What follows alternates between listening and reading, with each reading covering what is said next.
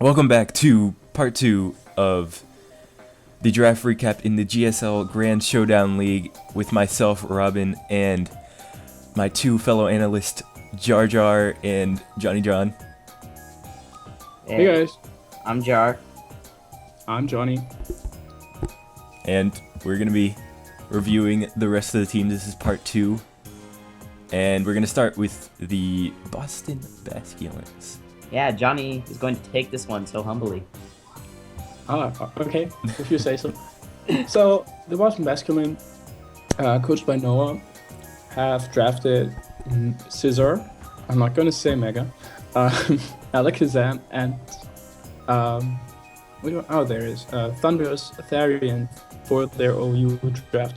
Now, looking at this draft, it's really scary on the offensive side because so Noah did not announce Scissor as his Mega, so it's kind of a bit more it's not as bulky, but it can utilize its offensive power a bit more using items like Choice Band. I don't really appreciate quad weak walls in the league type format and quad weak mons generally, so kind of have to see how that will work out. On the other hand, we also have Alakazam, who is of course a fast special sweeper. Usually you'll go Focus Sash, I think, or Life Orb with Magic Guard. However, Alakazam is very, very frail, can take many hits. Like, that's literally why you go Focus Sash. Gets good coverage though, solid pickup. And lastly, Thunderous Therian, quite fast, good move pull, Volt Absorb, so an electric immunity. And yeah, proceeding from there, he needed to pick up one or two mons that could sponge fire type hits to protect Scissor, and he did this in the form of Donphan and Goodra. Now Donphan and Goodra form a pretty solid wall core, since Donphan is a really solid physical wall, while Goodra is a really good special sponge. Both are not too passive, they can do something in return, plus Donphan gets Rapid Spin. However, you have to keep in mind that both lack reliable recovery. So up until this point, he was lacking walls that are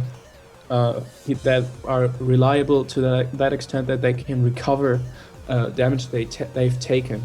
Together with his pretty frail or quad weak offensive core he picked up in OU, this doesn't look too solid as far. Now, I really don't agree with his last UU pick, because he picked up Slurpuff. Now, while we may say that Slurpuff is a fairy types are really good in the league type format, I get that, but literally it can do two things, and only one of them well, really. It can set up with Unburden and Belly Drum. If you know what it does and you can prep for it, it's not that scary. It's really difficult to make Slurpuff work in the league type format, I think. So kind of have to see what. You could go as far and run a bulky Calm Mind sweeper. I've seen that. Don't know how effective it is though. So kind of hesitant on this pick. I see where he's coming from, completing a Dragon Fairy Steel Core though. Maybe it'll work out. I can't really see it though. Moving up to RU, he picked up Omastar. Now Omastar looks pretty nice on his team. Gives him another fire resist, making 2 now, which is maybe a bit less, not as much as you might think because of his Scissor. So he will face a lot of fire coverage. And but Omastar is quite viable, I think. Gets Scald, of course. Shell Smash, great setup move. It can set up Stealth Rocks. It can be physically offensive or especially offensive. You go rather special, I think. You also have the possibility to run a bulky or a physically defensive set, because its physical defense is kind of good. He's also quite weak to grass, and while he has Scissor and Goodra, and also Thunderous, grass types, or grass is another quad weakness and a quad weak wall again, that his other physical wall is also weak to in Donphan. So slap an HP grass on there somewhere, and you might be good. so I don't really see him bring it almost that frequently, but maybe it's a nice addition once or twice in the league. Now, moving on, his second RU pick is Tangrowth, and I really like Tangrowth in the format. I think Dan in the UCL and now Lars in the GBA have shown how effective Assault Vest Regenerator Tangrowth can be as a sponge and as a pivot. It can actually hit back, do some damage, take hits rather well. I like that. However, again, it's weak to fire. How do you pick up a wall that's weak to fire if you have a Scizor? I don't get that. And also his only form of reliable recovery with that Assault Vest would be Regenerator. While that's quite good, you can play around that a bit. So I don't know, but yeah, we'll see. Coming off from this, he decided to finally pick up a Mega in RU, which is Mega Banette. And Mega Banette, while it is a ghost type, isn't typing he lacked so far. Is a decently good physical attacker, has double priority in Sucker Punch and Shadow Sneak, can do stuff like Will-O-Wisp, Destiny Bond, so it has some utility. Also concerning that he's also able to run regular Banette. But other than that, I don't really see Banette doing too much, because it's not that variable. You can't run one or two sets effectively, but otherwise you'll be able to play around it. It doesn't have the attack stat to really threaten entire teams, and definitely not the speed to sweep entire teams. So you'll kind of have to see about Mega Banette. I don't really know how it will work out in the format. Maybe he'll make it work. Moving up to NU, I think he tried to pick up some typing select so far. In Liepard with the Dark, Muck with Poison, and Pyro with Fire and Normal. Liepard, if you want to play like that, Prankster, and hacks people to death, you can. You definitely can. If you want to, this Pokemon is the way to go in NU. It can be a really, really good utility mon, I agree. Can do some annoying stuff with Fake Out Sucker Punch combinations as well. Can hit for quite hard when it does get super effective damage. Muck also can hit quite hard on the physical side. Does take special hits really well.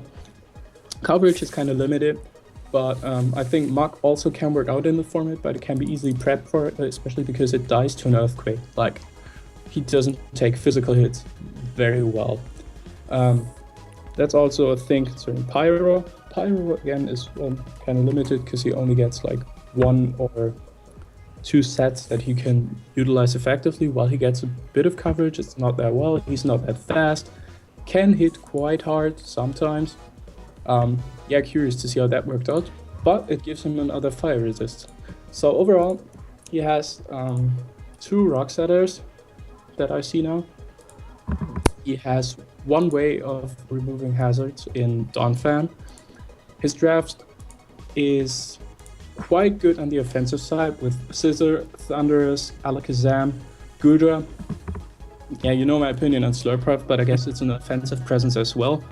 While I think his defense is kind of lagging, because once you whittle down his few walls enough, it'll be kind of easy for a fast setup sweeper to break through his team.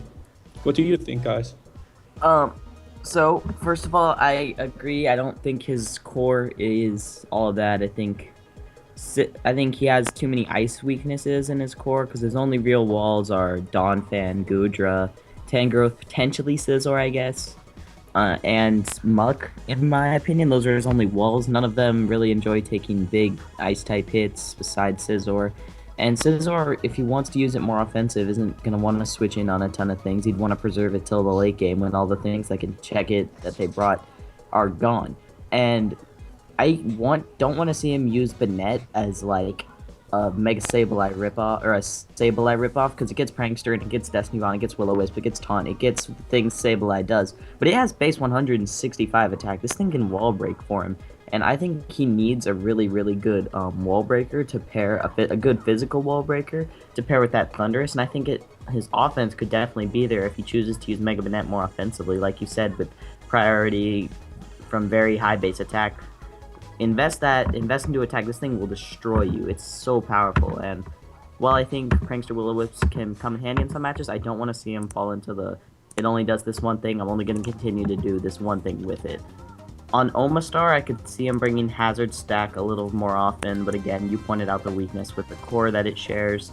I think he could potentially do well. I think he has to play his cards right. I think he has to play the core right. I think he has to play his offensive mons right. I agree with Slurpuff. I'm not a fan of Slurpuff, but who knows? Maybe it'll work for him. Rob?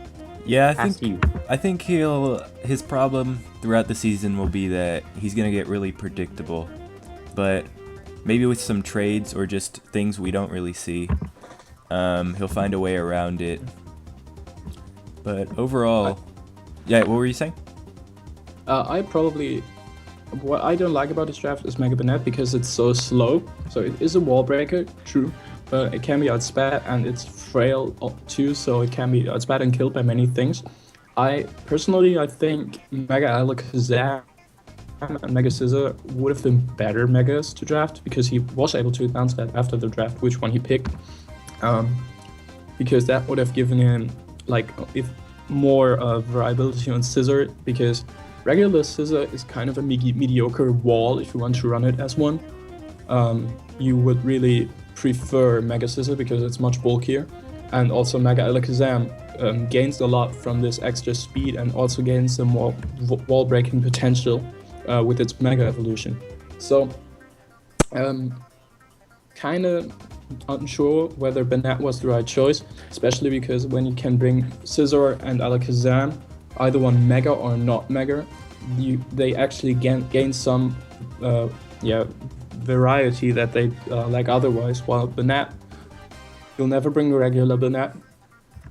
I don't think so, at least. I don't see him so regular. It's kind of one-trick pony, so yeah. Yeah, and he has quite a few of those on his team, but we'll see how he does throughout the season. Overall, what would you rate this Jarr? I'm going to give it a B-. B-. His core I think C+. C+. Maybe. I believe in the core, man. I believe Scizor can be bulkier. I think he'll run it bulkier, and I think it can make the final fitting piece to go with it. I like Goodra a lot, to be honest. Gudra really good. Yeah, Gudra's probably one of my favorite picks, maybe except Alakazam definitely. on his team. Very versatile Pokemon. Yeah. I think George is from the San Francisco Arcanine has used it quite efficiently in the GBAD League last season. Yeah. And Alakazam, we see how Shady uses it. It can put in work. They're really good with a life orb. So Yeah. yeah, but yeah, I think usually Focus Sash will be the way to go, but occasionally the Life Orb might come in handy. Yeah, sounds good. Okay, let's move on. To the greatest team To in the the- league. I wouldn't go that far. Maybe The number one team. possibly and- top 16, I would say. Top 16, definitely. But definitely. One of our own. Jarr, Yes. would you like to take it away with the Toronto Staraptors? Yes, the Toronto Raptors is my team, and I drafted amazingly, in my opinion.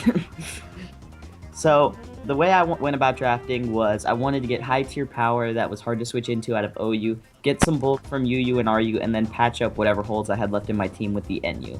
And I think my plan went perfectly. I got sniped on a few things, but, I didn't expect to get everything I wanted. But let me just kick it off. So I had the 5th pick, I believe, and I chose to go with Weavile. And Weavile has great moveset that make it extremely hard to switch into. There's no definitive wall for Weavile that it can't break through by, getting an Icicle Crash Flinch or two and knocking off its item to prevent it from recovering. Or it's so good. It gets low kick, poison jab, Ice Shard. It gets powerful priority. It gets one of the hardest knockoffs in the game. It's a really, really good Pokemon that I could see putting in a lot of work, and the speed and the potential for a late game cleaner, and to just put in work for my team. I couldn't pass it up. There was nothing I really wanted more than Weavile, so I felt like if I was going to go for OU offense, Weavile would be the way to go. And so with Weavile, I thought, okay, let me get a special attacker, and I chose the one-trick pony that is Keldeo. The one-trick pony. The one-trick pony. Yeah, oh yeah, at least you have a nickname for it. Yeah, that's the nickname now. It's the one-trick pony. But Keldeo does while it only does one thing, that doesn't mean it's easy to switch into. Its stabs are very, very good. It gets extremely high base power moves, and it can hit on the physical side as well. So even if you have a special wall, you're not necessarily going to be able to take a hit from it. And I think I can run different variants of Keldeo with the item that it makes it harder to predict than like people may think. I could be Specs one week and they'll have literally no switches. I could be Scarf and outspeed their entire team. I could be sub Calm Mind. I could do a lot of things with Keldeo that I don't think people are gonna see coming. And I think Keldeo could definitely be the MVP of the season for me. We'll just have to find out. And I felt like the only things that could wall Keldeo really well were bulky water types, so I decided with my next pick, because bulky water types seem to be doing a good job against my offensive core at this point, to get Mega Manectric, because it was still there. I wanted to know you Mega. And I think it, again, has great late game potential. My offense looks really fast at this point, and I don't really think there's a core that these three together can't break through, and I can see myself bringing these three a lot. They're very, very powerful when used together. There's very few switch-ins. Like I said, Weavile can break through almost anything. Keldeo is very hard to switch into. Now Mega Manectric was here to beat the things that they couldn't, and it gives me a Volt. It gives me a Volt Switcher, which is nice. It gives me a powerful T-Bolt user and a fast Electric type, which are really, really good in the format. And that was my OU offense. And then with UU, I moved to defense. I wanted Arcanine, but somebody, not pointing fingers, drafted Arcanine, so you know that plan went out the window. But I still wanted Bulk on my team, so I went with Suicune. Now, I'm probably not going to be the person to run Croku all that often, but I do see the value in Suicune as a defensive Pokemon. It's got base 115 defenses, and it is so bulky. Suicune definitely could be a great wall for the team. I don't think you need to be Crocoon to be a threat. Scald spam is always nice. Ice Beam, run an HP for a Water Absorb Pokemon so you can hit it. I think Suicune can just be a good pivot for my team. It has Rest Recovery. It's one of the best Rest Recovery Pokemon in the game, and I think it definitely has a lot of potential on my team. Next off, I went with Crobat and Snorlax. Those are my other two UU picks. Now, I know what you're thinking. Snorlax, Crocoon, kind of the same thing. I don't think so. I'm probably going to use Suicune more as a wall. And Snorlax has so many different sets that it's not just Curselax. There's AV, there's Choice Banded, there's so many things Snorlax can do. It can be a special, just absolute sponge. It's one of the best at that. And it's super versatile and has a move pool that's very, very hard to switch into, if you believe it or not. And Crobat was here because I needed hazard support. I have 0 hazard support at this point. I needed something to get rid of rocks, and you know, a poison flying type didn't look too bad on my team. I developed a little bit of a fighting weakness, and Crobat 100% counters any kind of fighting stab because it quad resists that, and it can hit back hard and fast with a Brave Bird. So bulky Crobat could be a nice addition to my core as well. I think that those three of Suicune, Crobat, and Snorlax form a really, really nice tandem that can take a lot of hits and help my offensive threats for the late game sweep, wear teams down to a point where Manectric, Weavile, or Keldeo can sweep. Moving on to RU, I came to my first pick, I was later, and I wanted either Tangrowth or Amoonguss. And I opted to go with Amoonguss because I feel like I would be throwing Tangrowth into more of an AV role every single week, whereas Amoonguss has the special bulk where I don't need to run AV, and it can still eat up hits, whereas Tangrowth has base 50 special defense. And so I felt like, because at this point, ground types are limited, and I needed an answer to an electric type, because electric types start to look to run through my team. So I thought, okay, so a pivot into electric types like Amoonguss can really stop them. And that was kind of the only reason I drafted Amoonguss, because, again, electric types looks to run through at my team at this point, and I needed something that can take an electric hit and switch out. Next, I chose Granbull, and Granbull, I was so shocked when it's still there. It's a very high tier RU bulk. It's fairy type, it's a good fairy type, and if I want to run offensive one week, I sure can. This thing is a monster offensively with base 120 attack and a pretty decent move pool. It also gives me T-Wave support, and it's a very good physical wall. Again, it helped with the fighting weakness my team is starting to develop, especially with my next RU pick being Registeel, but I'll get to Registeel in a second. But yeah, Granbull I picked. Basically, it was still there. I needed a fairy type. Granbull's really, really good in the format. I wanted to see what I could do with it. Registeel, I drafted because I needed hazard support. Nothing on my team actually sets up hazard at this point. Everything I wanted that sets up hazard kept getting sniped from me. So I just thought, you know what, screw it. I don't have much option at this point, and it's gonna add another fighting weakness. But I need Registeel. It's just too good at setting up hazards for me. It can T-wave things, toxic things. It can stop set up sweepers from just running through me, running house on me. I think Registeel will do what it needs to do. It's kind of going to be shoved in probably to a defensive role because it's not too offensive, and I already have 2 Pokemon that can be bulky setup sweepers. But you know, 1 week Cursed Registeel could come through. In NU, like I said, I wanted to patch up the team from here. I went with Xatu because it gives me another 4 times fighting resist, and after drafting Registeel, I didn't like my fighting options at this point. So now I have Gramble, Crobat, Xatu, and Amoonguss to stop any types, which I like. I like that synergy going on there. But it also gives me a magic bouncer. Like I said, if I can't set up my own hazards and I have to bring Registeel, I might as well bounce back and not let them get set up to hurt Weavile or other Pokemon on my team. And so that's the only reason I picked Xatu. Sniped Johnny on this one. I was very, very proud of that. So next up I drafted Crustle, sheerly because it's one of the few Pokemon that can set up Stealth Rocks and Spikes. I wanted a Spike setter.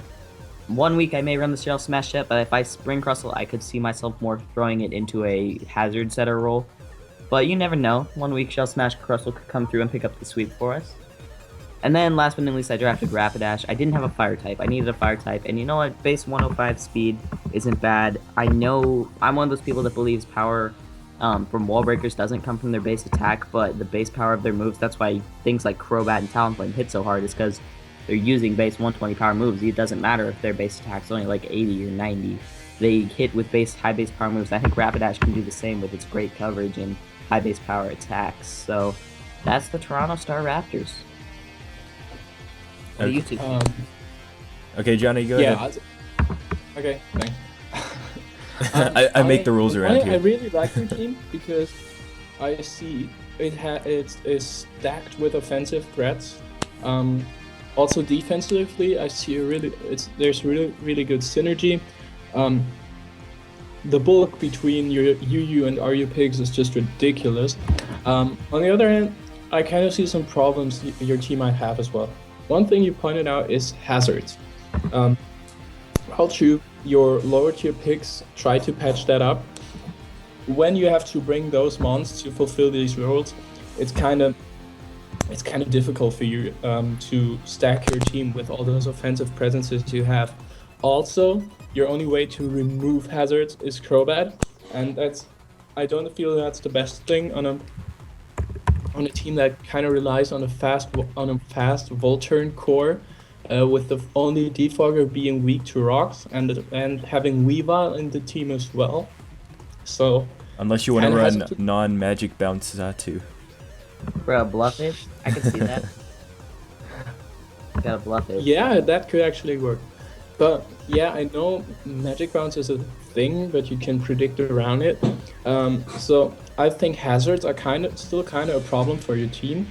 You try to patch it up, you may be able to, but I think they will turn out to be a problem for you, as well as the lack of a fire type, maybe. But overall, takes offense to that. Of a good fire type. Overall, the only other thing I have with the draft is what you already pointed out, is that Kaleo and Manectric, 2 essential parts of your offensive core, are really one-trick ponies or one-trick dogs, however you want to call it, Manectric. So kind of not liking them in the format. Their offensive presence is there. They are really, really hard to switch into.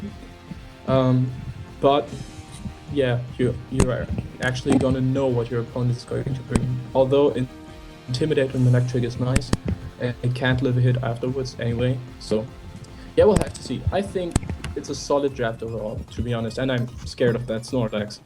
Yeah. Looking at it right now makes me scared. I have to agree. This is a really good draft. But I have some bias on this just because I know Jarr is a really good battler, so I know he's going to do something with this that I won't expect at all. Nah, bro, you just gotta. That's what you do. You pick. You say, "Oh, I have good faith in this team." You don't tell them Cosmic Power Low Funny coming through. Maybe like something I could see is like not a lot of really good physical attackers, just like Weavile, Crobat, and I don't need anything more than Weavile, bro. yeah, that's a good point. But you know, there's like Mach Punch.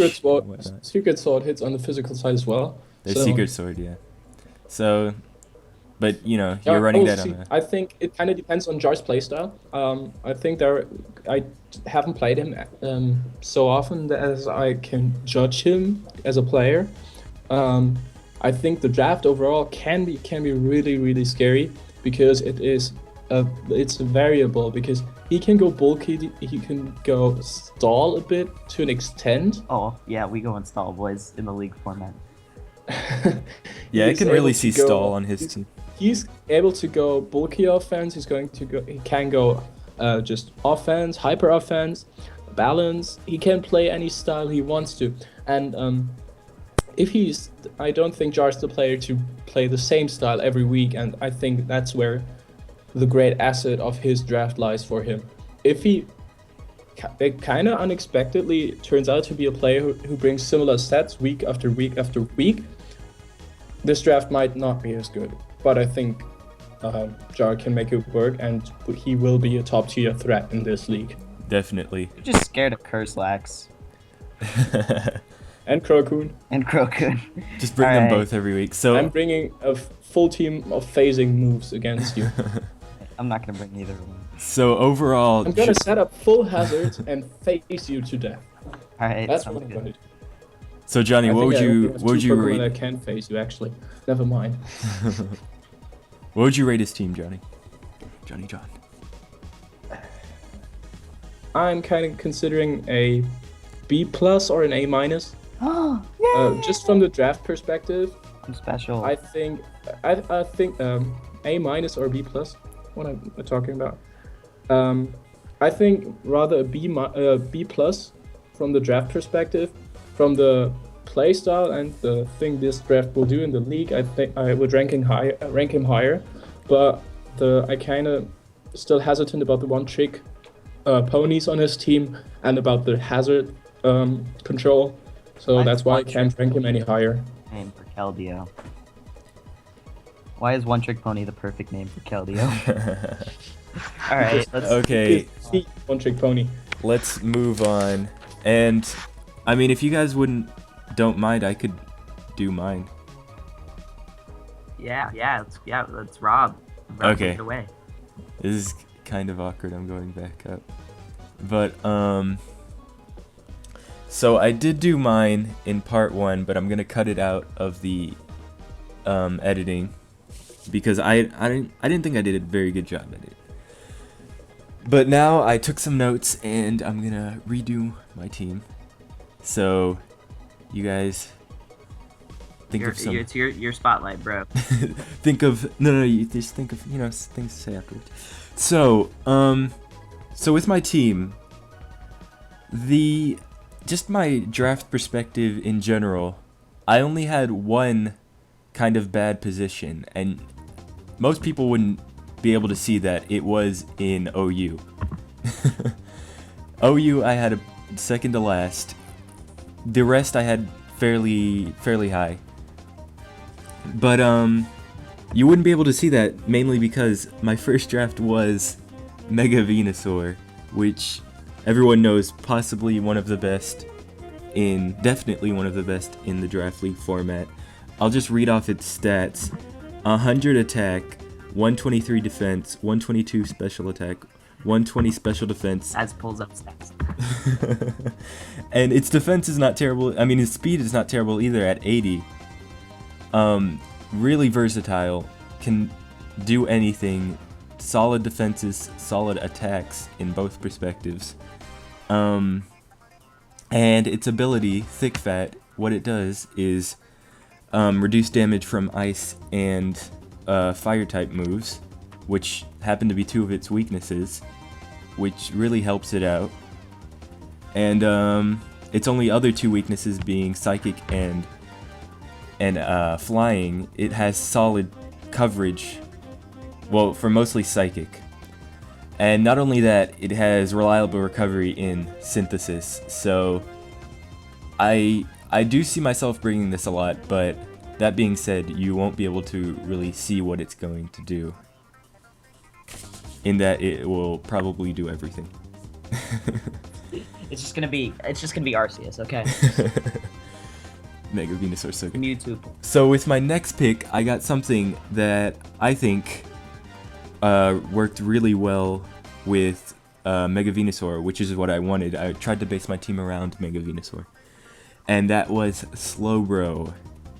This thing has 110 defense, 100 special attack, 80 special defense, but its best stat, 30 in speed. You saw where I was going with that. But one of my favorite things with Slowbro is that its ability, my favorite ability with walls, that being Regenerator. So it won't be, even if it's worn down, it won't be like out of the match pretty much ever. In that it also has reliable recovery in Slack Off, and it has solid special attacks, solid defenses, and it's able to, you know, status. So there's a lot I can do with that. My next pick in the OU draft. This was getting down to like the very end. Like I said, I had a pretty bad position, but I did manage to get myself a solid mon, that being the Togekiss. It got me a fairy type, and it also got me something that turned out I would pretty much need throughout the rest of my draft, and that was a Defogger. It has solid defenses in 95 defense and 120 special defense, and really good special attack in 120 special attack, and I mean its speed is not terrible, being 80. Its ability, of course, Serene Grace. I don't know how much more I should say about that. I'll just talk about it all day, man. Let me add one aspect. Okay. You did not mention how you basically copied patterns. Yeah, I'm surprised you noticed at this point isn't just, you know, I saw the UCL, I saw patterns, man. So I'm doing the Newcastle Needle Kings draft review. Let me change. It's not the Austin Metachimps. Review. The only difference is he has a Togekiss and a Cryogonal. So Serene Grace, watch out, I'm gonna flinch you to death. And of course it has reliable recovery, in that I wanted all of my walls to have that, and it has Roost, of course, and of course it has Defog. So next, basically the beginning, my initial plan was to get all my wall core in the beginning of my draft. So my next mon I drafted was Arcanine. I'm sorry, Jarr. I hate you. I had a solid position. So much. This is, to be honest, I think you sniped the half of the teams in the league, because possibly all of them. Arcanine is such a good Pokemon in the format. It has solid defenses, and it's a mixed attacker in that it has 110 attack, 100 special attack.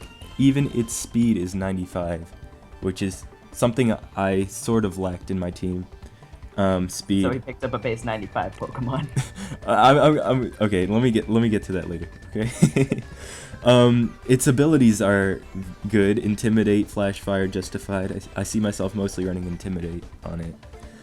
And of course it completes my Fire, Water, Grass core, and has what I like in all my walls in reliable recovery in Morning Sun.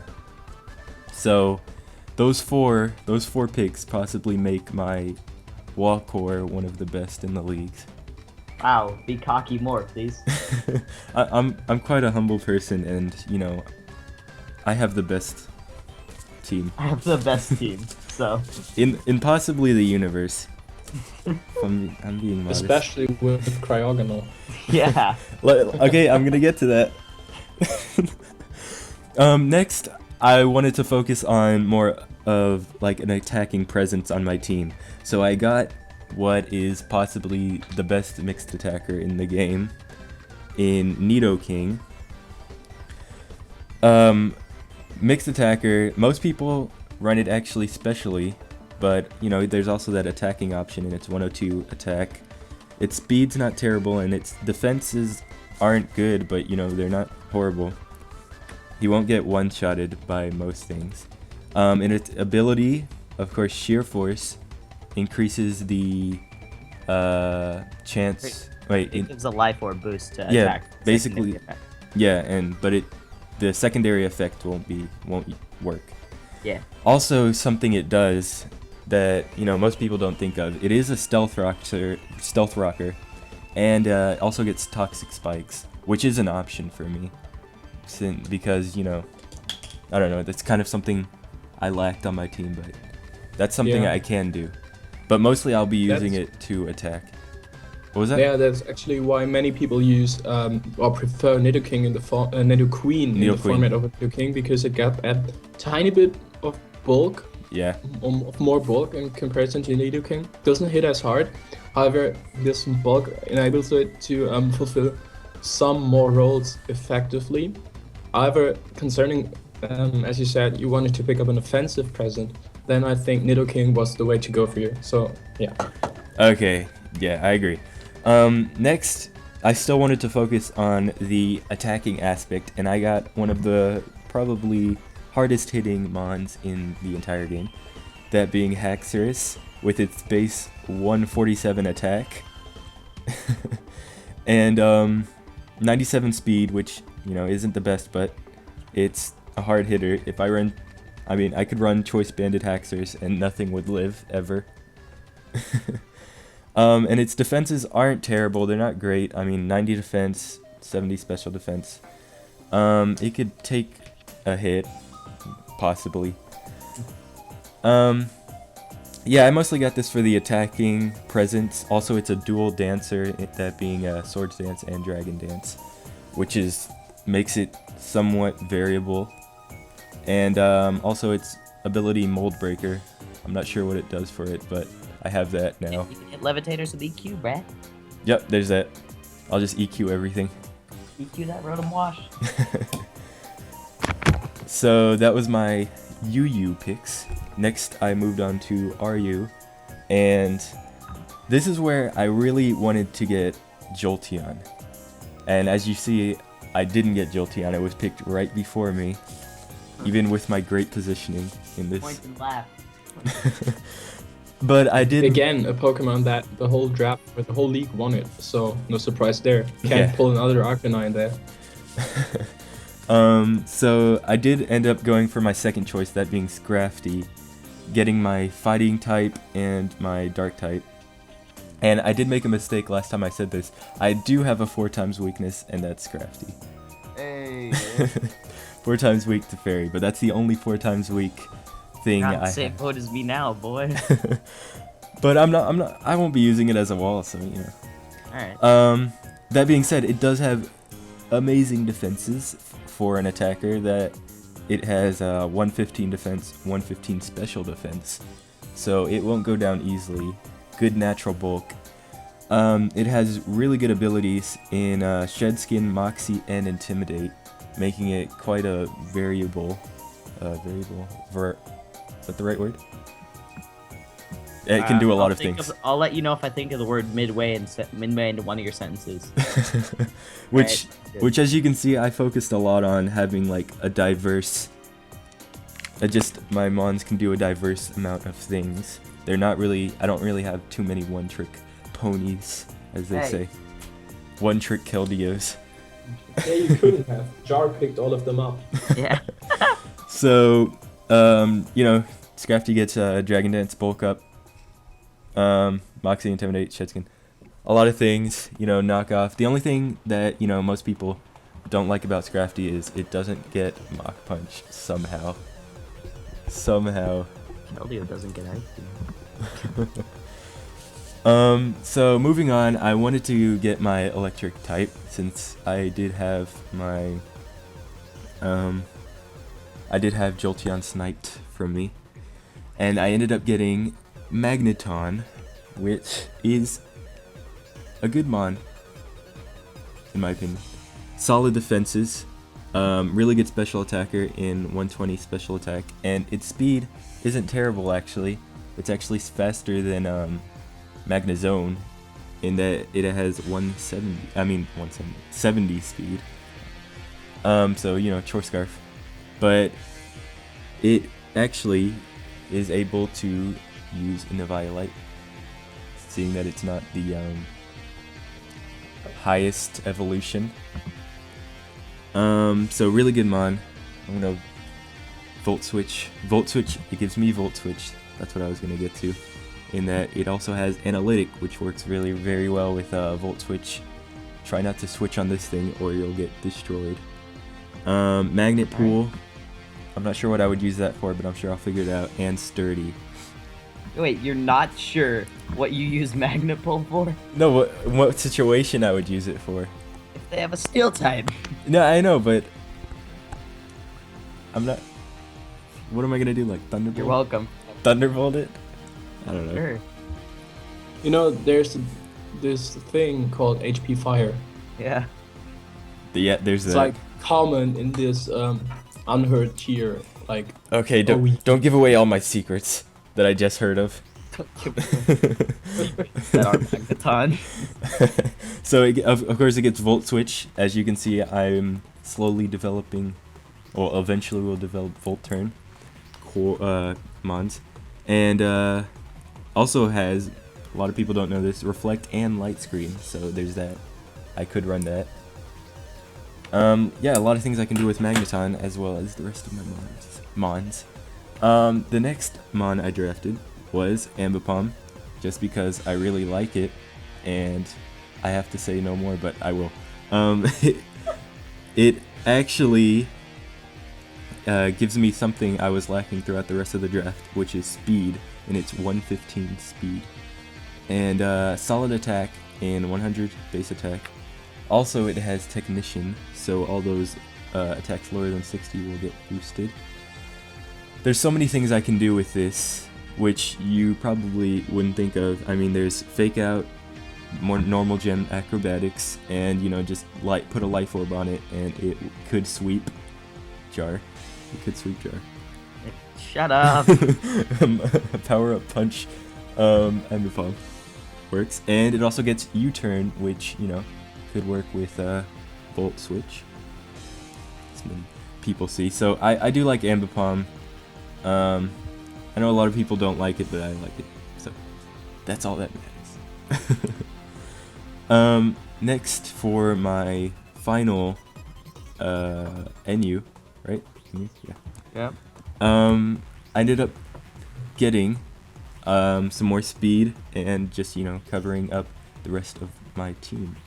So my first mon, which most of people, I think I also sniped this one from a lot of people, was Miss Magius. This gave me a ghost type. Did I snipe this from anyone? I don't know, probably not. Oh, never mind. I felt good about that one, but I guess not. We're here to bring you down. It's solid speed and 105 speed, 105 special defense and 105 special attack. It has the Levitate ability, which no ground types will hurt me. What was it? Not one. Not one without Mold Breaker. And it also it gets a lot of things in Nasty Plot. It could status, substitute, a lot of things. A really good special attacker. Also, gives me a spin blocker, so there's that. Yeah. Moving on, I got a something I thought I was lacking a little bit, a rapid spinner. I did get Armaldo, who it has really good attack. It's a rock bug type, and I'll get to that later. 125 attack, solid defense in 100 defense, and 80 special defense, so it's not, terribly defensively. MVP is up next. Its ability is Swift Swim, which maybe could catch a few people off guard if they run Rain Dance or have Drizzle or something. and it's moves, obviously, rapid spin. It has a really good attack in 125, and its typing is rock and bug. So as I was saying, I was getting to that. It does get Stone Edge and X Scissor to hit things really hardly. And a lot of people also don't know this about Armaldo. It actually does get priority in Aqua Jet. I knew that. So yeah, you know everything. So so yeah, really be careful when you're running rain against me. Armaldo will just end up sweeping you. Aqua Jet's boosted in the rain. Swift swim, Aqua Jet. Which doesn't make any sense, but now to the I was about to say that. now to the my Florida for against Talonflame with it. But now my proudest moment of the draft, which is Cryogonal. It's not even for drafting Cryogonal, it's for drafting an ice type. Nice. I'll get to this later, but this was actually the saddest moment of my draft also. Good. It's just like Miss Magius, except Miss Magius actually has somewhat defensive stats. Cryogonal has 95 special attack, 135 special defense, and 105 special defense. What? Speed.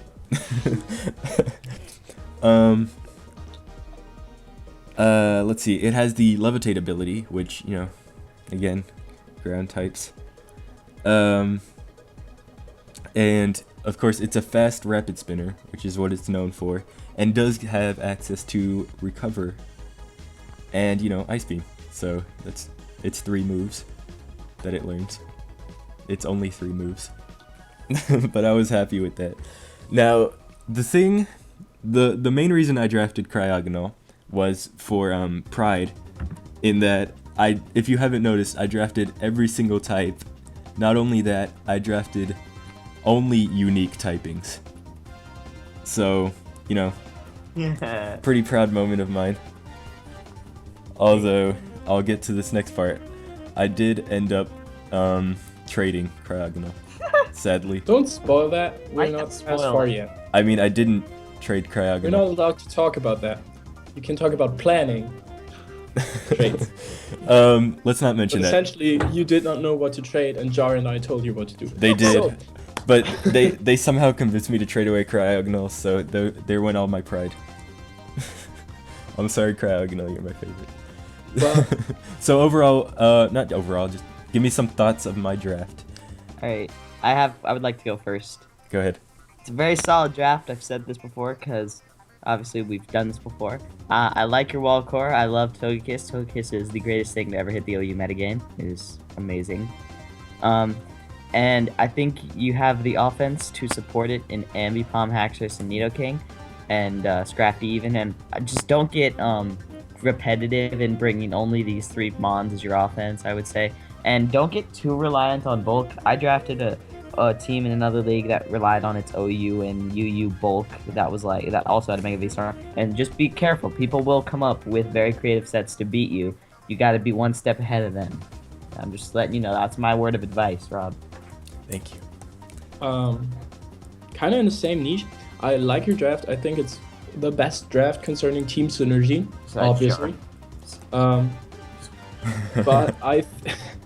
but the biggest problem I see for your team is speed control, because you don't have the fastest Mon, obviously. Yeah. I should be kind of quiet with my draft, but We'll my get to draft that. is less reliant in speed because I'm gonna go more over that later. Real quick. physical attackers. Cause I'll just bring both of my intimidators to your match. true. I'll answer that later.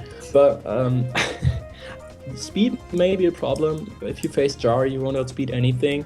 Yeah. So again, I don't see the problem with repetitive offense, because both Mega Venusaur and Arcanine are pretty solid offensive threats as well, and you can run dual wall cores as well if you like to mix it up.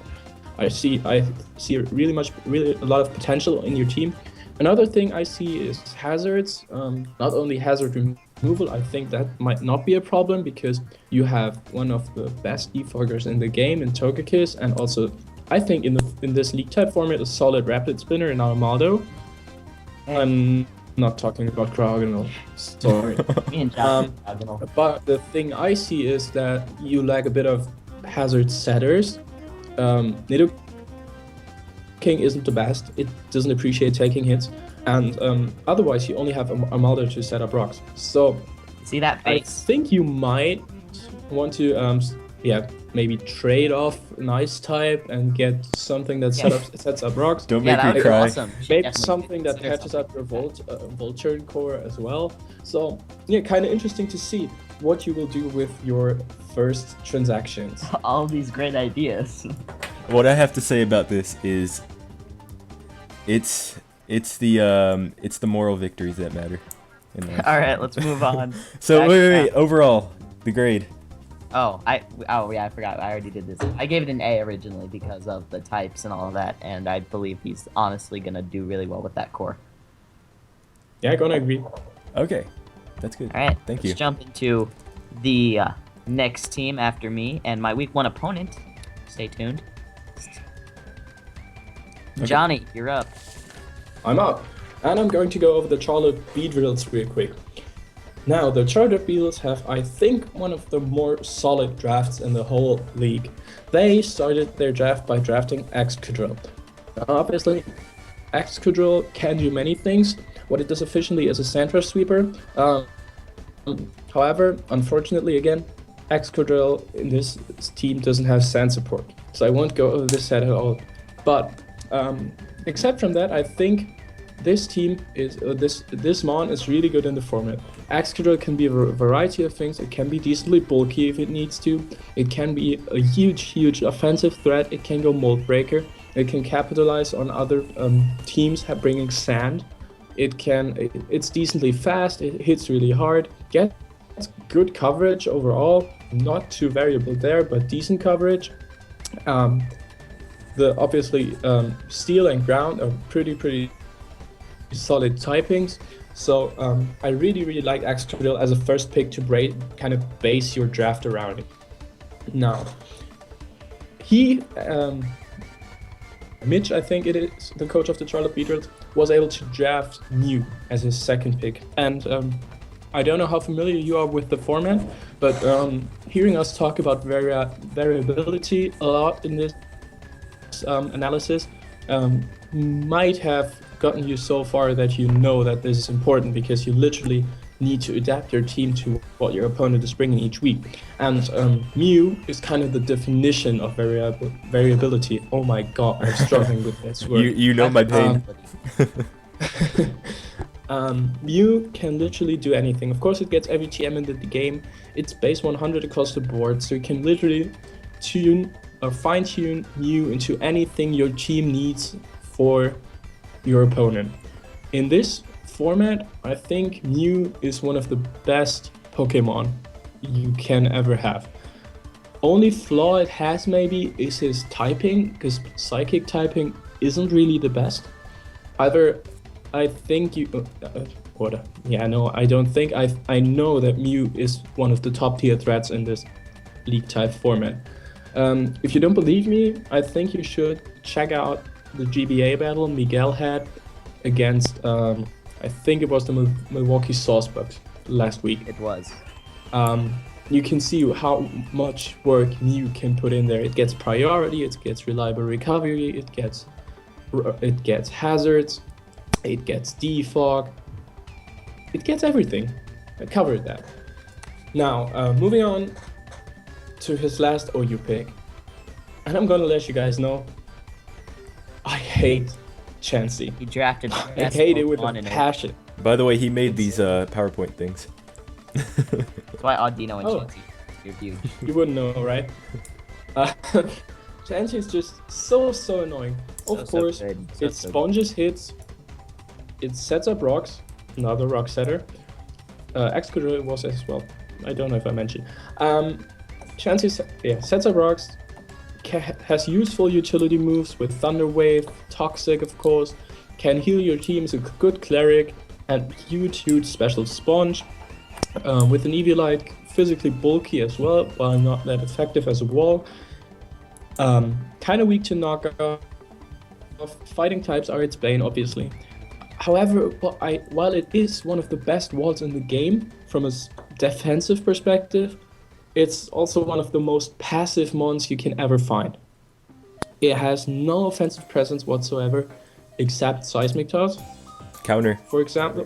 And Seismic Toss, while it does work in the regular format, isn't really the best option to go in the League type format, because it only does 100 HP on Showdown, because we're battling at level 100 and not like Wi-Fi on level 50. So anything that can breach the 400 HP bar can actually set up a substitute and proceed to set up on Chansey's face. Yeah, just and set up it's fodder. literally free setup for any player who knows how to properly EV and use their mons. So I think in this kind of format, Chansey isn't really that good. I might be wrong, because in the UCL, Nappy put in quite a bit of work with it, but I think that's So because good. why the UCL is semi-competitive. In the GBA right now, Nips has lost 2 or 3 battles because of this mistake. More people. This mistake. So It sounds like I Jarr has a don't know. different opinion than you. Jarr, More people should use Chansey, bro. It's so good. It's so awesome. I love it. okay, I will stop talking to you instantly now. It has some uses. Just Being awesome. be careful not to let it become setup fodder for your opponent. Now, moving on, his UU picks, he actually drafted one of the more solid cores in the whole league. A Firewater Grass core consisting of Rotom Heat, Shaman, and Swampert. Both can be, or all 3 of them can be defensive, can be run defensively. Of course, Shaman with its 100 stats across the board can fulfill many roles effectively, similar to Mew, just with a smaller move pool, like a bit of a different niche because of its typing. Can be decent special sweeper. Has reliable recovery and synthesis. Has good coverage options. Good utility options as well. So I really like that pickup. Rotom Heat is a Rotom. What Rotoms do best. It pivots around. Isn't really a wall, but more of a defensive pivot. Can be offensive sometimes. Limited move pool. Again, one-trick pony somehow, but it does its trick really, really, really well, especially in the combination with Swampert, who eats up rock and water type on Shaman, who eats up rock and water type moves for him. So I think Rotom Heat will be pretty effective on his team, because it can pivot around, Will-O-Wisp, Trick, Thunder Wave, Overheat, a Volt Switch, of course, Initiative, always nice to get an Excadrill and get a really hard hit off. So I really like the Rotom pickup here. Also because, obviously it complements his team quite well. Now, Swampert again gives him another Stealth Rock setter, gives him a possible offensive presence. However, I see regular Swampert more on the defensive side. But I think he will be able to make it work. I like that core he picked up from UU a lot. What do you think, guys? I think it's Shaman, Rotom Heat, and Swampert. They're all very bulky. They can do their job. Swampert's got that 4 times weakness, but the other 2 do cover it up pretty well. I think he can definitely make that core work. I couldn't agree more. Yeah, so far I'm really liking his draft. Yeah, except Chansey. There's no bias in that. No at all. It's not even that I'm scared of it. It's just like, It's so good. Moving on to his RU draft, he decided to pick up a Mega and Mega Glalie. Mega Glalie has, I think, one of the strongest moves in the game with his refrigerate explosion. So Mega Glalie just instantly boom. There are literally no switch-ins to that. However, it has base 100 as well, across the board after Mega evolving. Before that, it's kind of slow, kind of mediocre. Has priority in Ice Shard, of course. Can be mixed because of his balanced stats. Isn't the fastest, while not the slowest, with base 100. I think it's pretty good speed here. In this format, once you remove the checks and counters on the opponent's team, because steel types aren't that abundant here and aren't as common as in regular ladder play.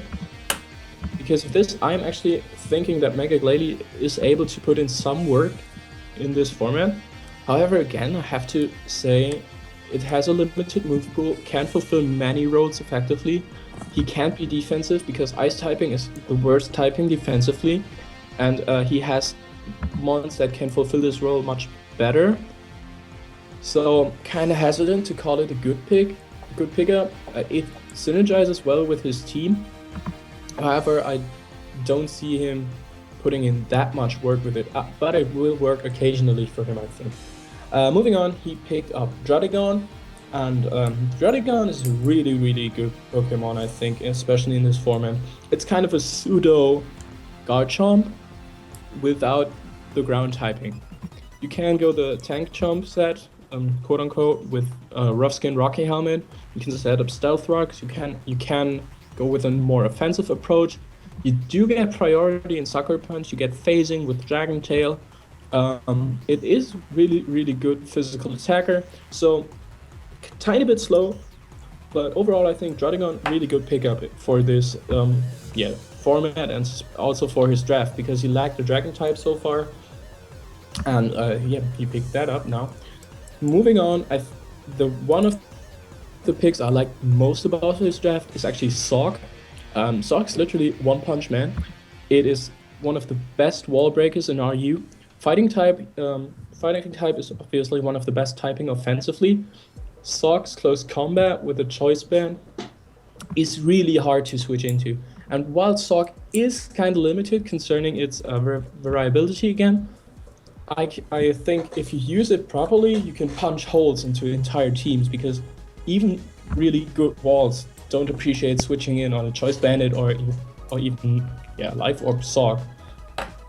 And also, I like how Sawk is like the incarnation of efficiency when it comes to EVs because his lowest stat by far is special attack and he doesn't need them at all. So what he lacked moving into his RU draft were some typings, obviously. Otherwise, I think before NU, he already had a pretty solid team. So he couldn't lose much, but going into NU, he could have picked up a tiny bit more utility maybe, or because what was most lacking about his draft was maybe a powerful special wall breaker. However, I don't see any of those in NU, so he kind of had no chance to pick them up. But going over his NU picks really quick, he has Sigilyph, Skuntank, and how's that thing Carbink, I think. in English? I never used. Jarr, what is this thing called? What is? His last pick. His last pick. It's called Carbink. You got it. Okay. Carbink, right? Yeah, I'm so professional. Never mind. Professionalist, dude. Sigilyph is obviously a great utility mon. Cosmic Power, Colomine setup, bulky setup, Roost, reliable recovery. It obviously can carry a Flame Orb and transfer that over to the opponent's mons, for example. It can be run with setup Stored Power, can run Air Slash. I think it gets Thunder Wave. It's a really good utility mon. You can run some tricks with it. I don't think he'll bring it every week, but when he brings it, I think it can put in quite a lot of work because it's not the Pokemon many people are used to battling because it kind of works differently. So at least if you don't play the lower tiers as often, as I think many players in this league don't really play the lower tiers as much, so I think it can put in some work. Next pick was Skuntank. I liked that pickup really much. he didn't have a dark type, and he didn't have a poison type. So he patched up his draft there pretty well concerning synergy. Skunktank gets Defog, it gets Pursuit, it can pursue trap things really well.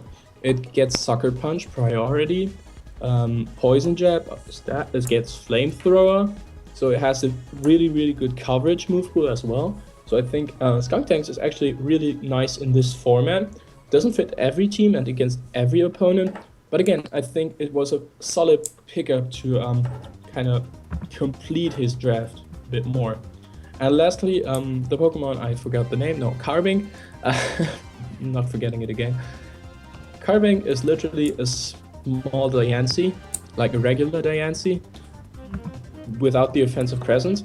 It can, obviously Fairy Rock type, not great offensively, can set up dual screens, is another stealth rocker, but other than that, I can't really see Carbink putting it that much work. However, it does give him a Fairy type, so if he faces a Scary Dragon type, he might use this quite efficiently. Now, guys, what do you think? You wait. go first. Okay. I actually really like his team. I'm a big fan of his team. I like his core. I really like how he got Mew, Excadrill, Chansey. I even like Druddigon and Sock. I mean, I really like his team. The only two I was kind of questioning are his Mega, being Mega Glalie and Carbink. Like, I'm sure he has a plan for those two, but I'm not sure what it is. Possibly should have made his Mega Mew. That's what I would have gone with. Definitely. I know that Jarr would have gone with Mega Chansey. Oh, please be a thing. That's Blissey. But yeah, I really. No, it's not. No, it's not. It's not at all. But yeah, I really like his team. Possibly, maybe should have gotten, instead of Carbink, like maybe a Sandstorm user or something like that. I'm not sure what he would have what was available. Set up that Sandstorm though. Boom. Yeah, I guess. True. With that Sturdy, I think it gets Sturdy. Yeah. It's actually quite reliable Sandstorm user. So yeah, maybe that was his idea. You can go Stealth Rock, Sturdy, Custap, Sandstorm, and then sweep with Excadrill. So I yeah. agree with a lot of what Johnny said. I think Excadrill's amazing. I think Mew's amazing. I think Chansey's amazing. I think his core he got. I never said Chansey is amazing. Johnny, I agree with you. Yeah, Johnny, we like we know you love Chansey, so we know it's okay. You don't have to. I love the Firewater Grass Core. Gotta do you.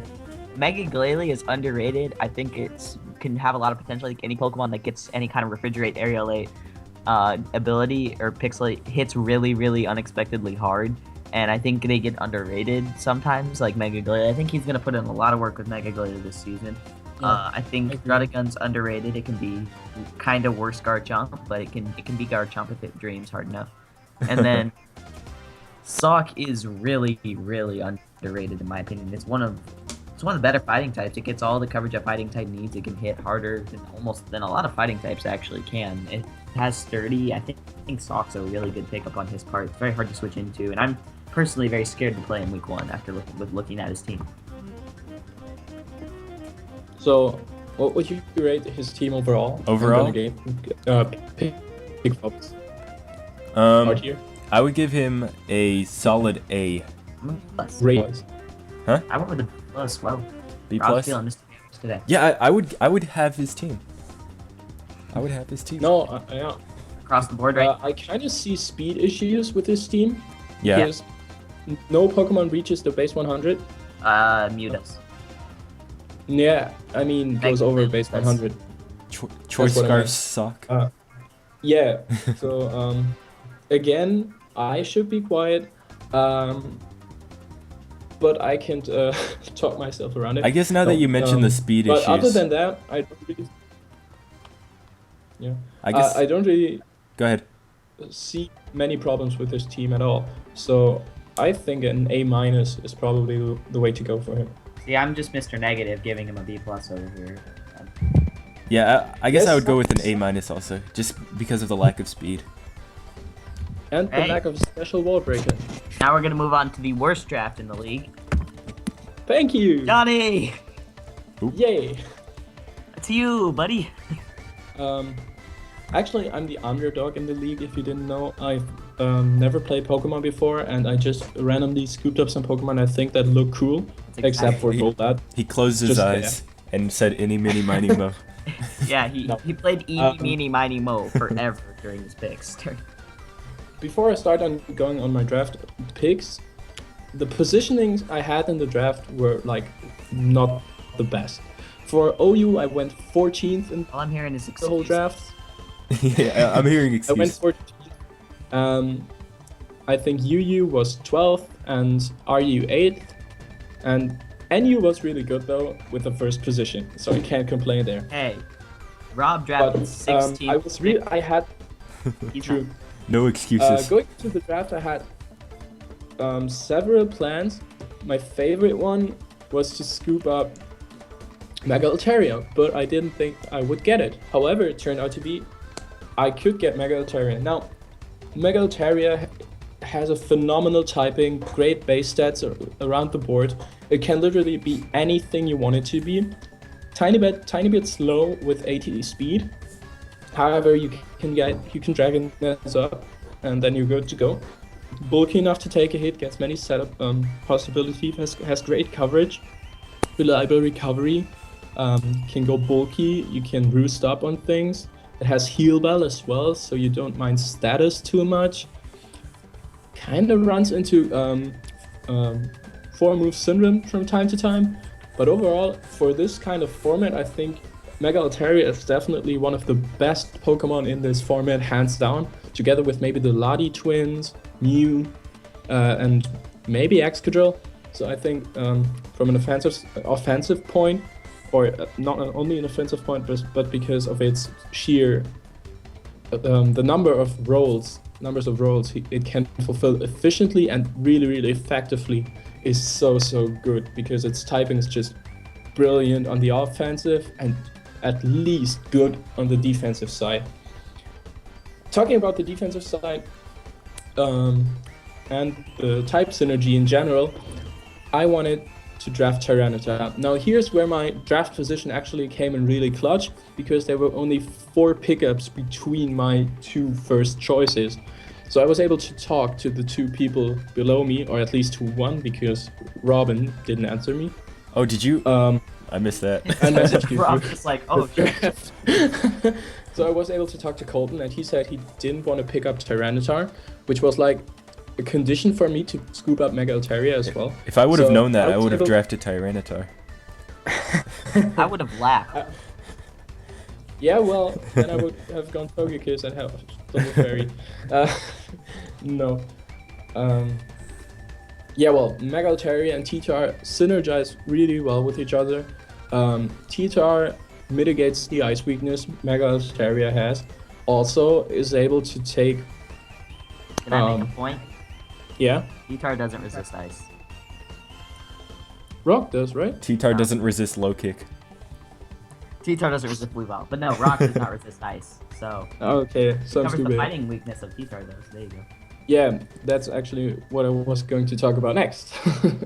Mega Altaria covered T-Tar's fighting weakness, and again, T-Tar is one of the better mons in the formats, I think. It has its quad weakness, which is easy to prep for, but it won't be killed by hidden powers from non-special attacking mons because of the Sandstream and its sheer bulk, because it's really bulky all around, especially on the special side. And its move pool is kind of what makes T-Tar as good, because you can literally run him as anything you want him. You can run bulky set, you can run offensive Dragon Dance again, you can go special if you really want to. Of course, it's more a physical mon, but its move pool is really great and varied, so I think T-Tar is a really solid mon in the format. Yeah, it gives me a stealth rocker too. So yeah, moving on in the draft. The picks were getting really slim again. Moving down the ranks, I had the 3rd to last pick overall in the draft, and I decided to go with Zarmi. Now, my team, or the team that I had planned out, was mostly leaning on the physical side. And I was lagging a bit of speed up to this point. So I decided to pick up Starmie. Starmie gave me a good rapid spinner, one of the better in OU, so one of the better in general. Gives me decently fast mon with 115 speed.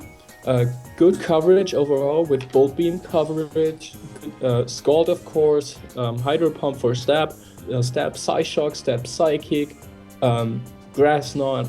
So you can do a lot of things with Starmie. You can make it fit your opponent's team really well. It can be sort of bulky, like take 1 or 2 hits, not the best defensive mon, but it gets recover and natural cure. So if you really want, you can go with a bulky Spadef Starmie to have a switch into some things. And I didn't see any other OU picks that were available at this point as beneficial as Starmie with the draft I had planned out later. Hindsight, I may have changed something, but I will get to that later. Now, moving on to UU, I was actually able to draft Mamoswine. Now, Mamoswine, oh, I love this Pokemon. It's offensively one of the best typings in the game with ground and ice.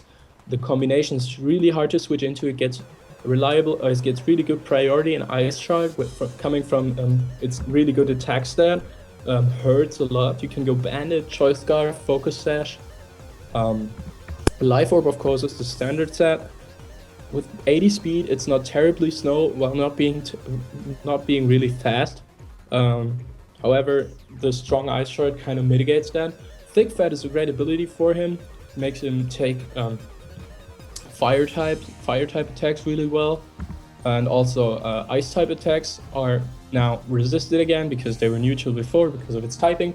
Of course, it gets knockoff. It can set up stealth rocks, gets some surprises, rock coverage, of course. So I think in this format, where Mamoswine is kind of in regular play, it's like up to the moves it carries by what it's to extend. They determine by what it's walled by. So, like 4 move syndrome again. In this format, where you can bring and design your Mamoswine set with its bulk and power and speed to fit specifically what you need, I think Mamoswine can put in a lot of work. It's a really dangerous Pokemon to face in the League type format. Now, moving on, I wanted to scoop up more speed and bulk. So those were kind of the 2 factors I was debating. And I was in UU, I was right behind Jarr, and I actually really wanted to pick up Crobat as my second pick. Ooh, Got him. ooh, that one hurts. And Crobat was gone. Yeah, it was. Crobat was definitely gone. Hey, Thanks, Jarr. not till the 3rd round to get it. You were just lazy, man. Oh, it was 3rd round. Yeah, never mind. I mixed that up. No, but I decided to go Chestnut because my team was still kind of weak to ground with T-Tar ground types. Wanted to have a better switch into Earthquake, and that can actually hit back with bulky ground types. And I desperately needed a check for bulky water types at this point, because they kind of shut my offense until this point. So I decided to go with Chestnut. Chestnut is an interesting Pokemon in this format because it can be bulky again. It's again a bulky hitter. It has good stabs with fighting and grass, decent coverage move pool. It can be run as a wall pretty effectively with reliable recovery and synthesis. You can run it as a sub Leech Seed. It gets many draining moves. It's actually a good Assault Vest user as well if you want to, and go and make it more bulky on the special side, because obviously Chestnut bulk is more orientated on the physical side. It has that quad weakness to flying though. However, I think this shouldn't be too much of a problem because of its sheer bulk. You can use Spiky Shield in order to protect against opponent's move and get residual damage off. A Rocky Helmet's Spiky Shield and Leech Seed set will obviously hurt any big physical attackers and whittle them down quite fast if played efficiently. You can go Spikes, it sets up Spikes, so another hazard setter for me, which I really liked. I think overall Chestnut is a really solid pickup for me at this point of the draft. I was still lacking speed, kind of a thing you will see throughout my whole draft. Yeah. My last UU pick was then where I was sniped concerning Troban, but hindsight, I should have probably picked Chestnut in the 3rd round and gone with this pick in the 2nd round, because my 3rd UU pick was actually Metagross. And Metagross and Mega Altaria have really, really good offensive synergy. Like, between those, therefore stab typings, there is not much that wants to switch into it. And also, Metagross is a really solid and variable mon as well. It can set up on various ways. It can be a bulky mon with its base 110 defense, I think. It can hit really hard with that 130 attack stat. Again, not the fastest mon, but it can set up Stealth Rock instead. It's really, really good coverage moves. You can run Assault Vest, Life Orb. It's kind of more variable than its Mega form, while losing a bit of offensive presence, quite a bit of offensive presence because of its lack of speed, as the Tough Claw is missing. But in this format, Metagross is really, really scary to face. Now, I think after my OU and UU picks, I have really good offensive presence that is really, really scary for many teams. And yeah, I was kind of debating how I would go from this point. Now, at this point, my original plan was to draft Jolteon in RU to mitigate my lack of speed and to give me a fast Volt Switcher that can bring in my powerful wall breakers. However, Jolteon was picked 1st round. I'm sorry. Afterwards, I decided to pick up Electros, but Electros would be a slow Volt Switcher to get my fast threats into the field. Surprise, was drafted. So I was kind of debating what I would do. And I kind of decided that since the speedier mon in RU weren't the one I was looking forward to the most, in Ambipom and Centino maybe, because while they're fast, they don't really do much for my team otherwise. So instead I decided to kind of stick to this bulky offense I was building up right now and go with Braviary. Now Braviary, with its huge attack stat, is flying type, is a really, really solid offensive mon. It's a really, really solid offensive mon. Not many things switch into the combination of Stab, Brave Bird, and Double Edge. It gives me U-turn for momentum. It gives me another Defogger to pick up like Hazard Control when Starmie, and release pressure from Starmie. It doesn't have to run Rapid Spin all the time. Gets Superpower as coverage, then Headbutt, Rock Slide. So decent coverage, some utility in Tailwind, can be bulky to an extent with has reliable recovery and Roost. So you can run some fancy sets there. It's kind of slow again. No, not really slow, but not fast either, with 80 speed. Again, another powerful wall breaker. But I really like the synergy I was building, because between the types I had so far and the types I was going to build up, I think I'm covered. I covered pretty much anything from an offensive standpoint. Yeah, but I will come to that a bit later. Now, moving up to the 2nd round of RU, I really, really wanted a fire type and a hard-hitting fire type too. And since those were getting really slim after Arcanine was kind of sniped from the whole league, I decided to pick up Ambor as long as I could. While it gave me another fire type, the roles Ambor and Chestnut fulfill are kind of different. Chestnut often is more defensively orientated, and Ambor more offensively.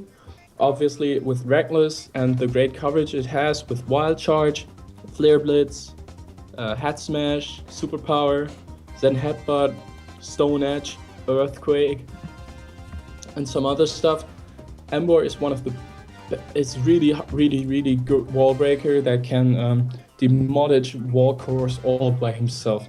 So I really like this pickup. Again, it's slow, yes, but I think I will and I can make it work, because it's just variable enough to be really good in the format and strong enough to be nearly impossible to switch into at times. Like even a bulky water type doesn't appreciate switching into a choice bandit or life or reckless wild charge at all. So yeah. Moving on from there, when it came back to me in RU, I didn't really have anything I felt like drafting at the moment. I was kind of seeing an earthquake weakness building up on my team between Metagross, Emboar, and Tyranitar, with only Braviary to resist it after after Altaria's Mega evolved.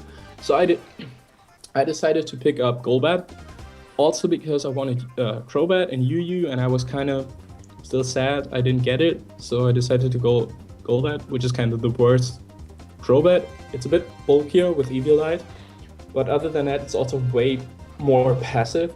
So that is kind of the Pokemon I'm really debating on my draft right now. Maybe I'll get rid of it to in a later point of the season to pick up something else.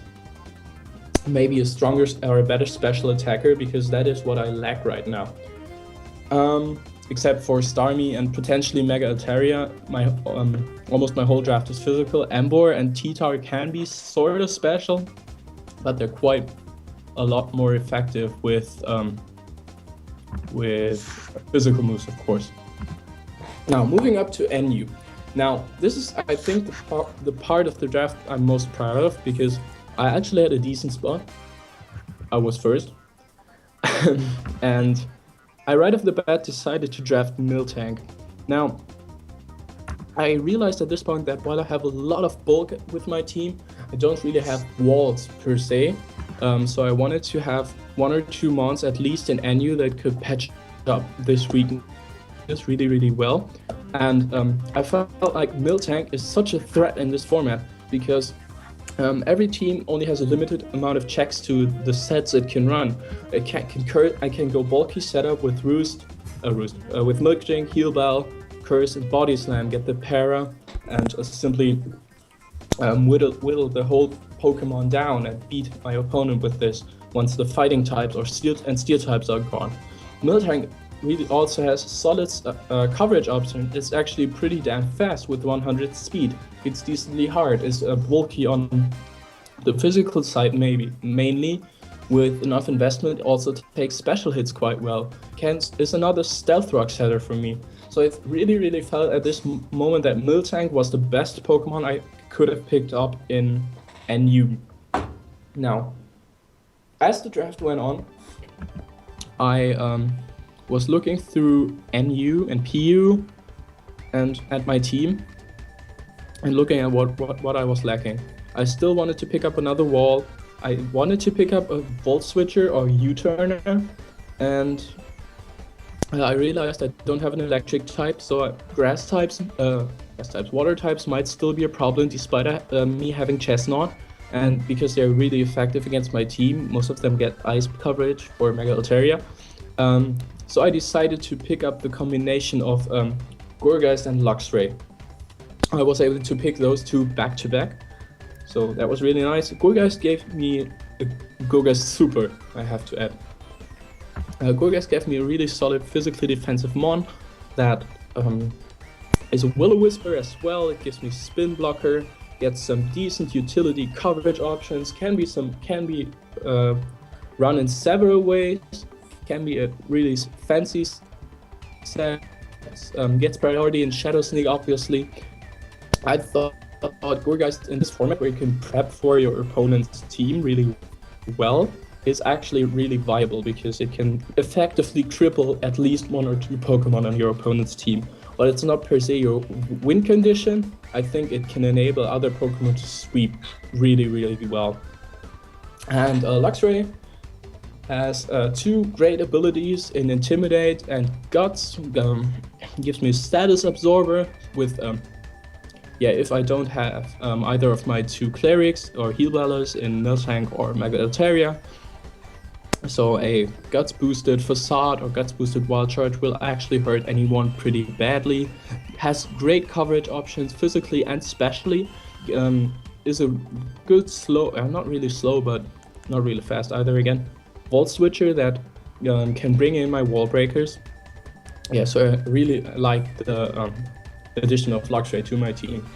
Overall, now looking at my draft, I realize that I'm maybe too slow and that I lack special attackers. However, I think I can make the lack of speed kind of less important because I have some of the best possible choice scarfers, I think, in the whole draft of the league, as well as the fact that between Ice Shard, Sucker Punch, Bullet Punch, many mons on my team get effective priority. So I think I can work around that, especially also with Mega Altaria being a good setup mon at +1 and definitely outspeeding a lot.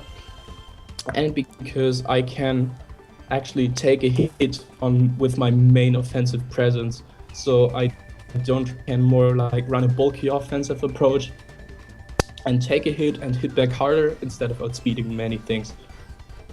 Yeah, that's kind of the way I went with my draft. I think during the draft I kind of also was debating, was really looking out on team synergy, so really was careful about covering each other's weaknesses quite well. I may go ahead and trade some things, but yeah, we'll see. What do you guys think? Can I go first, Rob? Yeah, go ahead.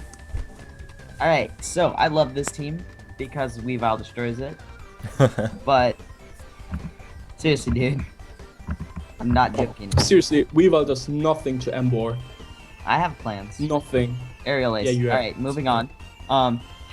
No, this team is Water good. gun. Like you said, it was very physically orientated, and that's not the greatest thing, but it's not a bad thing. I think it does mean he lacks a switch into Scald at points and Will-O-Wisp unless he brings Starmie, so that may force him to bring Starmie more often than he wants and may force Starmie into a very defensive role because, like I said, Starmie, it gets natural cure, so it can be a switch into Scald, but at that point, if it's his only switch into Scald, people can start predicting around it.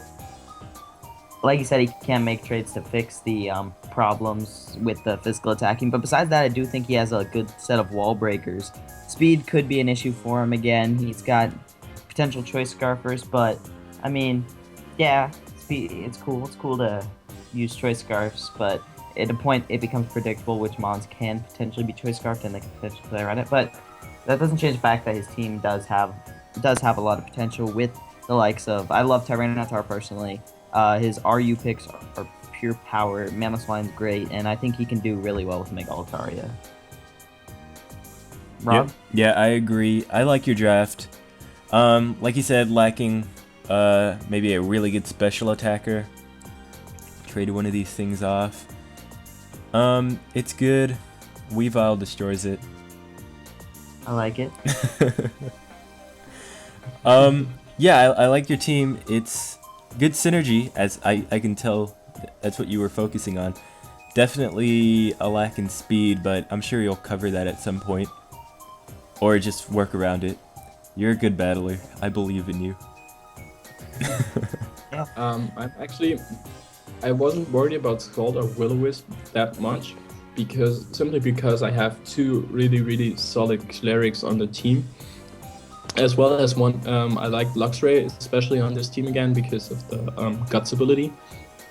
So also I wasn't really worried about Intimidate with me having Braviary, which is a great Defiant user. If you predict an Intimidate mon to come in and switch in Braviary, you're really good to go because at +2 with Bravebird. +1 Bravebird. +1. Yeah, +1 Bravebird really hurts anything. Like even resisted Pokemon won't appreciate that hit. So I think this strategy might have already been tested in week 1, or because I'm battling Sharky and he has like quad Intimidate core if he really wants to. Yeah, but we'll see. Intimidate core versus the team of physical attackers. And the Defiant Pokemon, maybe. And the has one something to Defiant. do with it. No. Yeah, I think my draft has potential. I think I need to patch up some weaknesses with free agency and trades. Again, I don't like Golbat. Maybe I'll get rid of it. But yeah, we'll have to see about this, no? So, should we move on? Wait, Yep. wait. Overall, Oh, right. what do you rate this team, Jarr? A. A? I'll give it... I have a lot of faith in Johnny, and I think he did draft a good team. He's got a Fire, Water, Grass core. He's got a Fairy, Dragon, Steel core. Even though the Pokemon is a Fairy Dragon, one of them, but I'll count. Somehow Sorry, has a Fairy Dragon core... Wait, Fairy Dragon Steel core in 2 months. I do think that he has ways to work around the stuff. Like I said, Natural Cure Starmie is one of the best switch-ins to Willow or Scald there is in the game. Like you said, Braviary is another one. He has a Guts user. I think he can work around. I think his team is also really, really good. I think it's one of the better teams in the league. But A-. Okay, I'm going to give him, just so he doesn't get cocky, I'll give him a A-. Alright, perfect. Sounds good. So But yeah, now really good team. I like it. Next. An interesting team. If I'm not mistaken, they drafted from leftovers. True. Yeah. Yeah, they couldn't make it to the draft. So very So they interesting have- dynamic on their draft. So, OU, they got Mega Gyarados, Hippowdon, Staraptor. He picked up a very good physical sweeper with gets the Intimidate before it Mega Evolves, has options with Dragon Dance, and Mold Breaker to hit things like Rotom Wash. I think they can wall it. But yeah, I think Gyarados... I actually like Mega Gyarados a lot. It gets rid of its 4x weakness, and it's one of the better Dragon Dancers in OU. Having Intimidate and Dragon Dance is one of the best things you can do because you can stop a physical attacker from being able to break your sub and then start Dragon Dancing up and sweep. I think Mega Gyarados has a lot of potential on this team without a doubt. And then you combine that with something like Staraptor who can be Choice Banded, Choice Scarf, physical late game sweeper. I think that can work really, really well. With Mega Gyarados, I do think his team... I'll get to it later, but I do think that right now it does lack a little bit of special attacking power, but I'll answer. Maybe not. So I do think he has his 2 physically offensive mons here, and he'll definitely bring them. I'm not as big a fan with Hippowdon with this pick, because 2 reasons. While Hippowdon's a great physical wall, only one thing on his team isn't damaged by Sandstorm. And if he only wants to bring Sand Force, you're losing some of the reason you're bringing Hippowdon. Hippowdon's such a good wall because it has that extra 6%. It can take out other walls, leftovers. And it's a great rock starter. I think you can definitely use it. I just think it does lose a little bit of value. Not going as well with the team. I also don't think it's the best because I don't think it functions very well with a core on the team that I can see. He may be Tentacruel, but they're both not really wanting to take powerful grass hits. I mean, I don't know. I could see him definitely working it out, but I think he can make his OU picks work without a doubt. He's got 2 very good physical attackers, and Hippowdon, who can also put in a lot of work as a wall. Then he took Frostlass. I'm actually not... This is one Pokemon I'm not 100% familiar with. Frostlass, as I know it, sets up spikes, taunts things, can hit potentially hard with Ice Beam, and among other things. It's pretty good, without a doubt. It's a great spike setter, taunt, focus sash, Destiny Bond. It's a pretty standard thing, is the only way I've seen it. I hope he comes up with some really cool original sets that help him make Frostlass put in more work. I've never seen it put in work in the League format, and I'm really hoping he can. Then he took Zoroark, and I really wanted to take Zoroark for a long time, because in my opinion, Zoroark is a really, really cool Pokemon to use, especially in the League format, when Pokemon could literally be carrying any move, and you can disguise it with other things. I'm not so sure how well it works with this team, because a lot of his OU picks at least have something they do when they first come in. Gyarados intimidates as soon as it comes in, so if a Gyarados comes in and doesn't intimidate, that might set some strings off. If a Hippowdon comes in and doesn't set up a Sandstorm, that might set some strings off. If a Staraptor comes in and doesn't have Intimidate, that could set some strings off, even though Reckless is more popular. It's just a point I'm trying to make. But I do think it can function really well, disguising itself as Gyarados or Staraptor. Make people nervous, want to stay in, and stop Gyarados from setting up, and stop Staraptor from just wall breaking and attack, and that's when Zoroark takes him out. So I do think that was a really good pick, and I think he'll use it very well. Overall, then he has Tentacruel, and he got a little water happy with his first RU pick in his Mega and Tentacruel. He got a little bit happy. He got to get a little bit water happy, which is understandable. There's so many good water type Pokemon. I had to tell myself at some point, don't draft another water type. But this does give him his 3rd electric weakness and his 4th with his next pick. But Tentacruel's a very reliable spit F wall. It's one of the best spinners in UU. It can set up toxic spikes. It's a Scald user, so that's good. Every team needs a Scald user. It's one of the best move in the game. I think it's a really good Pokemon. I think he could definitely make it work. Moving on to RU, he picked up Clowitzer, Typhlosion, and Rotom. And I like his RU picks. They have a lot of potential there with offense. You got Clowitzer, who has wall-breaking potential with the special attack Mega Launcher boosts. Typhlosion, who can hit extremely hard with like Scarf Eruption, Specs. It's decently fast. So I think that's good. And then he has Rotom, who adds a Volt Switcher to his Volt Switch core he could potentially have with Staraptor. And even Clowitzer gets you. And Zoroark. Yeah, Zoroark. So I think he did get some really good offense out of RU. He got 3 really solid special attackers that helped kind of round out his offense. So definitely a very good RU draft in my opinion. I was kind of mad because I wanted Rotom a little bit. It's a very good Pokemon in my opinion. It's one of the Rotom forms, and the Rotom forms are very good. They have both. They have offense. Going into NU, he drafted Clink Clank, Weezing, and Ludicolo. Ludicolo is the 4th water type. It doesn't share the weaknesses of normal water types though, so that's good. It's on one hand, it could potentially I could see this team kind of being a rain team without a rain setter. He has a Gyarados, a Tentacruel, like his Rain Dish, a Ludicolo with Swift Swim. But I just don't know how much or why Ludicolo is there, I guess. I don't see what Ludicolo does. That's something like Clowitzer or Tentacruel can't do. Maybe just, or Rotom. I don't know why it's there. Maybe, but he could have plans for it. It could be a good wall form potentially or something like that.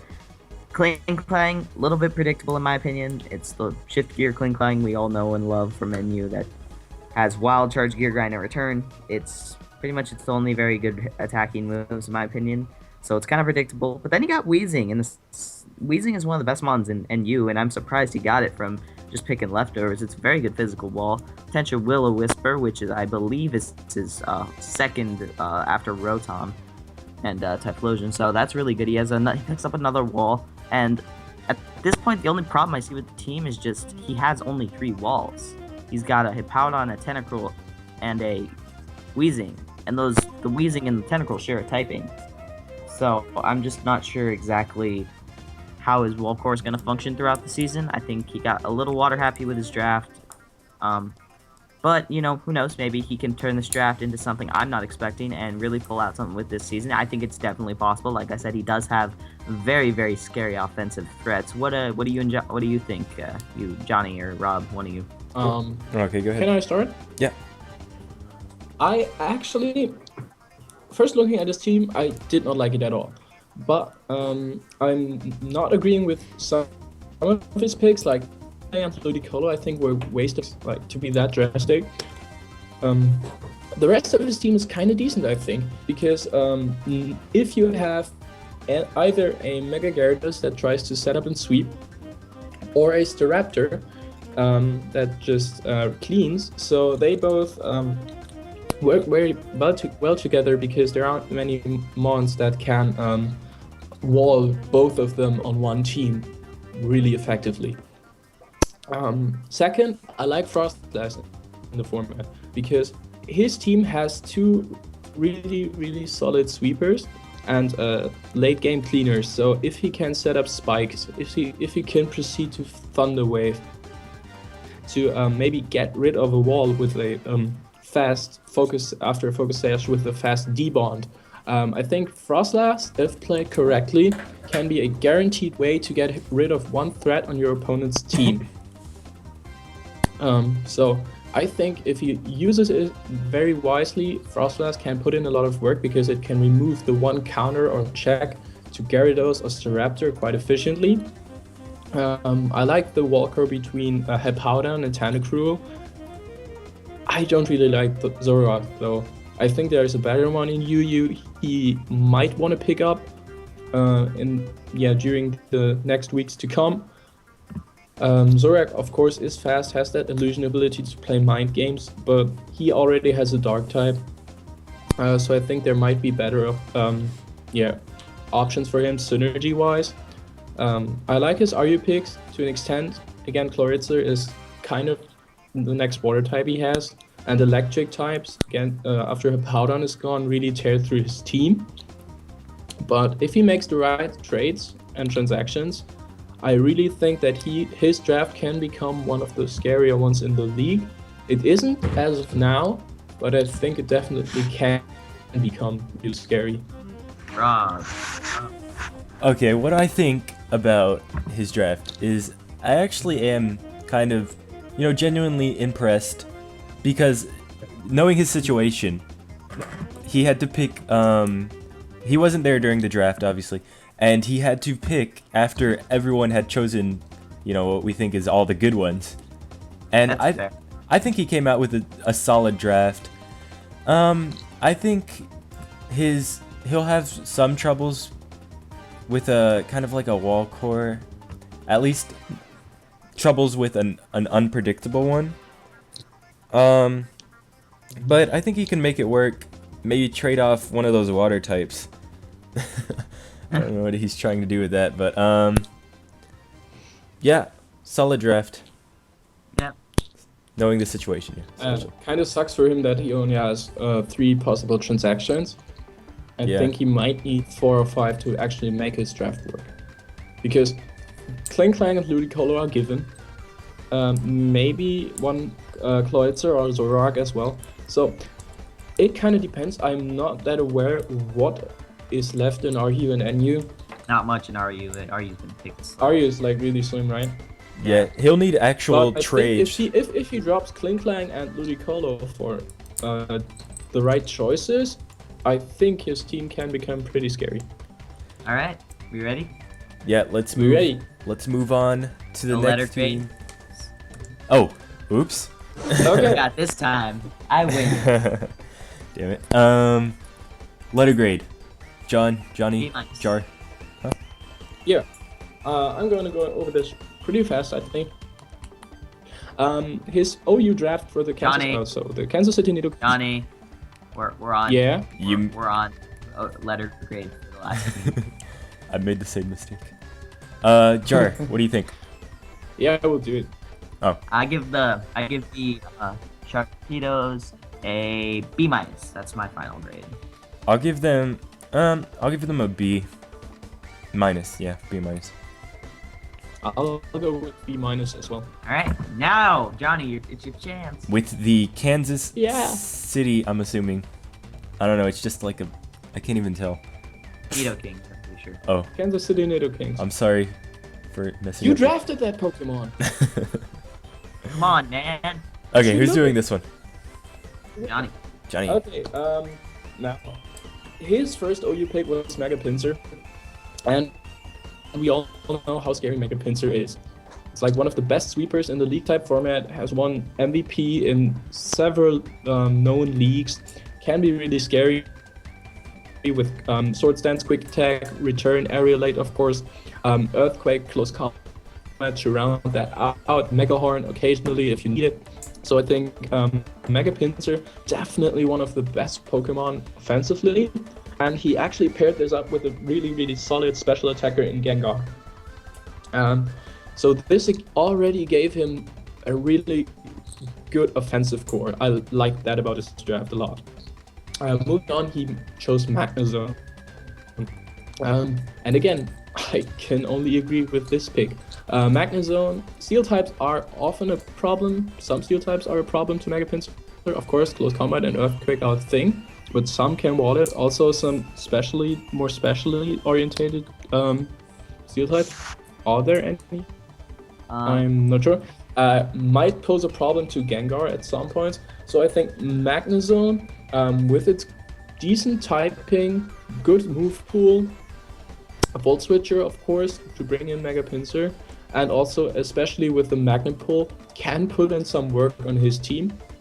I'm curious to see how he uses it though, because Magnet Pull, there aren't that many Steel types in this format, so kind of curious to see how. I think it can put in a lot of work because he doesn't have to go Magnet Pull. Analytic is a thing too, so he can make it work, I think.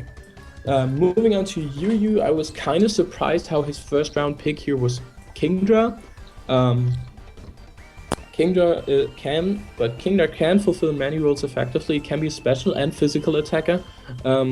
Obviously, packing Dragon Dance as well, or Sniper, Focus Energy, Crit, Draco Meteors everywhere. Really hard to switch into if you get the crit. True. Kind of mediocre concerning some of its stats, and its move pool is quite shallow as well. I like Kingdra as a Pokemon, but I don't think it was the best first round pickup for Yu. But turns out he wasn't punished for it, because he was able to draft a pretty solid wall core as well in Umbreon and Roserade. While both tend to be a bit specially orientated, Umbreon can be physically bulky if you invest into its physical bulk. It's like bulky overall. I absolutely despise Umbreon, like for its playstyle, how it is played. It's really difficult to take down if you lose the appropriate check or counter to it. So I think it can put in a lot of work with this in his team, especially because it offers him a cleric to cure Mega Pinsir if it might get burned or paralyzed, to cripple it, or give him another chance to sweep. Of course, Foul Play is a thing. Dark typing is good typing overall. Gives him immunity to psychic types, with Gengar and Roserade are weak to. Yeah, pretty solid pickup. Next he had Roserade. Roserade can be a special wall, can be used offensively, has a good move pool, sets up toxic spikes for him, can sleep powders things, gets reliable recovery and synthesis.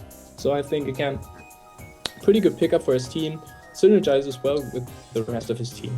Now, before moving up to RU, I was noticing two things. He was lacking a Stealth Rock setter or a Spike setter, and he did not have any way to remove hazards. And with Pinsir, and Mega Pinsir especially, he has one of the mons that is so weak to hazards. Like, literally, if it's Mega Evolved and you want to preserve it, you can, if it's switched into hazards and like got a priority attack. So here I was thinking that he would definitely need to scoop that up in the lower tiers. But yeah, he scooped up Rock Setters in Uxie and Tyrantrum in RU. So I was kind of satisfied on those picks. Uxie is another really good wall that rounds out his wall core pretty nicely concerning type synergy. However, good utility mon as well. Not that much of an offensive presence, but gets a huge move pool, as all of the Lake Pokemon do. Can U-turn, provide momentum, set up Stealth Rocks, Thunder Wave, can hit. Yeah, not too hard, but can hit. Is not too passive. Like that about walls. Doesn't have reliable recovery, unfortunately. But yeah, I think it's a solid pickup overall. Again, a Levitate user, doesn't mitigating the Magnezone's ground weakness, similar to Gengar and Mega Pinsir as a flying type, of course. Yeah, going on, he also picked Virizion. Virizion doesn't can put in work in the format, because here you can decide which coverage and which way you want to run it. It's really fast. Can be run physically or specially, can set up on both sides, gets decent coverage. So I think in this format, Virizion is actually quite good.